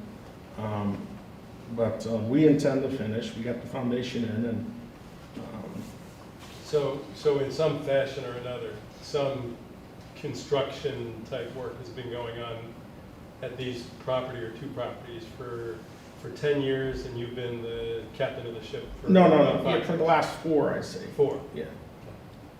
Got it. Thank you. But again, we keep the street clean. Yeah, no, I just. I mean, trying to we get take an- pictures of Yeah. the guy built the house next to me, he blocked the whole road, nobody said nothing. Yeah, thank you. That's what gets to me. All right, any further questions to the applicant on 110 Luciani Street? Surely, Paul, you must have one more thing you want to say. I have a lot of things I want to say, Jeff, but I'm going to hold my tongue. Okay. Thank you. Thank you. I have a question for Chris. Please. I think Mr. Waskowitz asked a reasonable question. Has the steady stream of complaints slowed to a trickle? Has it stopped? It has stopped. It has stopped, thank you. It's great to hear. Okay, thank you, sir. All right. All right. Now, on one, I know it's not for 114, but or should I wait until after? You gotta wait for a minute. All right, I'm gonna try to close your public hearing. This means that advances your agenda, okay? Thank you. All right, so is there anybody else that would like to speak about 110 Luciana Street this evening? Anybody else that would like to speak? And just for the record, I'm looking at pretty much an empty room except for a couple of attorneys and staff people. Anybody else? Any people who want to speak? Okay, so we need a motion to close the public hearing. So moved. I want to thank everyone here, including Paul. I'll second that. All in favor? Aye. Any against? Any abstentions? I vote in favor as well. Unanimous to close the public hearing on Connecticut Housing Restoration, 110 Luciani Street. Okay, Chris? That's fine. Thank you. I'm just looking for your affirmation. Oh. Okay, thank you. Okay. Next item on our Town Planning and Zoning Commission meeting is new business. There is no new business, correct? Correct. Okay. Discussion appropriate action in the POCD, that's going to be December 8th, correct? And to that same agenda, that's what you'll add the 804 Fountain Streets. I just have a question on that. Please. Are we gonna get the information from SLR prior to Monday? We're working on We're that. working on it right now. You bring up a good point. Kathy mentioned, so that people can hear, we are looking to get a revised POCD in time to read it so that we can discuss it on December 8th. Hopefully we'll get that December 8th about 3:30 in the afternoon, if that works for everybody. Listen, we're working hard on it, and Chris has been extremely helpful on that project, and thank you, Chris, for helping me do that as soon as possible. Kathy, bring up a good point, is that we should be getting that, okay, as soon as possible. We're working on it. We're working But do on you it. anticipate it being before Monday? It's complicated. It's complicated. Is there like? Can I talk to you after? All right. Like relationships. Okay, let's talk about 114 Luciani Street. So that is, Chris, help me with this. So he's looking for continuation on that, correct? The permit, the way you issued it, expired on December 31st. So it hasn't expired yet, but it will. It hasn't expired yet. He can seek a renewal, and so you don't have to have a public hearing on that. You received his input at your last regular meeting. I have extra copies here if you want to pass them around if you need to look at them. Pass them out. So up to you what you want to do. So this doesn't expire until December 31st, 2025, correct? Right. The present one? It's the end of this month. And so we can make a motion to do what? Add 3 months to it, or whatever we want under the existing permit, correct? I think you need more than that, because I think he said that with the weather. Weather, he probably can't do it in 3 months. By the Voted end to of finish March. site until spring, request, Yeah. so he requests the permit be extended until the growing season in the spring. So, I mean.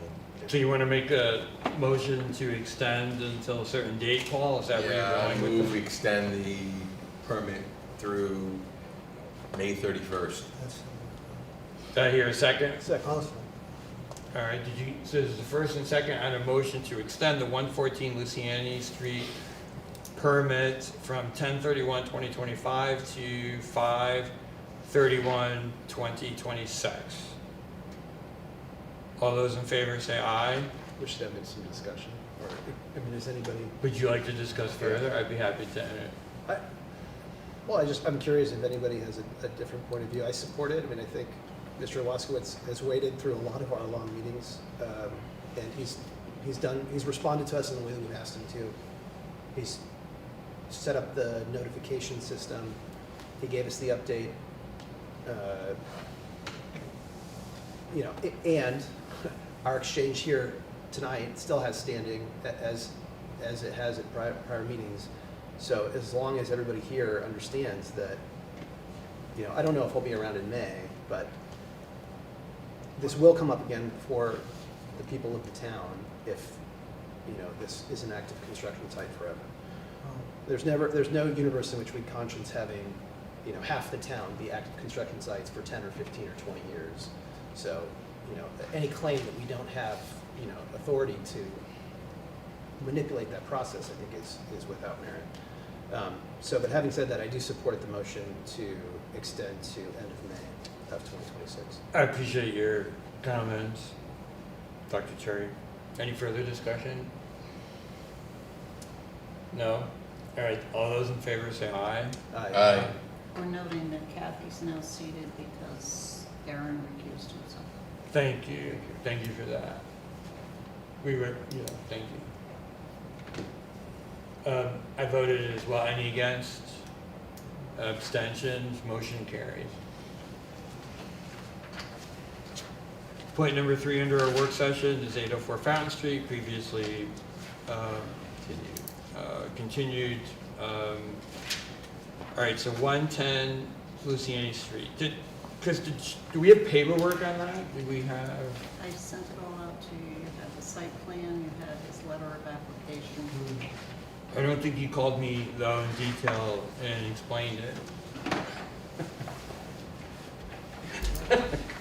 Okay, so we have all that on 110, right? Yes.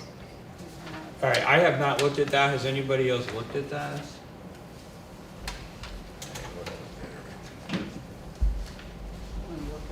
What's here on the application? Try to remember. Here you go.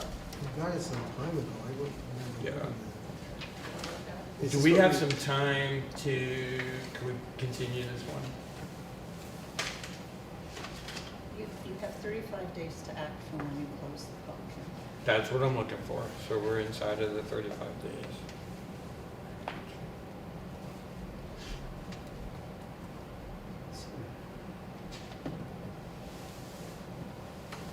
The only issue that you may have is that if you wait until January to act on it, you may or may not have all the members that were here for the. I understand. Listen, this is brutal, but can you put it on the December 8th meeting?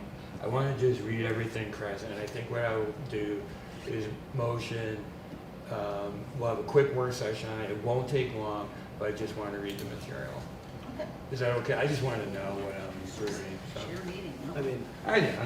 so. All right, so in other words, Mr. Chairman, before you introduce the motion, I'd like to just point out, I remember this now. okay. Mr. Waskowitz remitted this at the end of September. It's an exceptionally short document. I mean, and it's not that much work. Am I characterizing that correctly? I mean, it's bringing out excess rock material, approximately 500 yards, bringing soil to cover ledge, approximately 1,000 yards, bringing 200 yards of topsoil. I'm prepared to say I understand what that means in my, relatively limited expertise. Okay. And say that it sounds okay to me. I mean, Listen, I'll entertain a motion. I just have not read it. that is the extent of it. Did you read it too?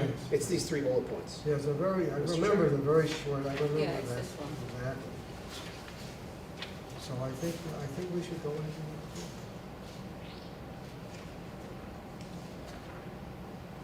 All right, to bring out extra furniture.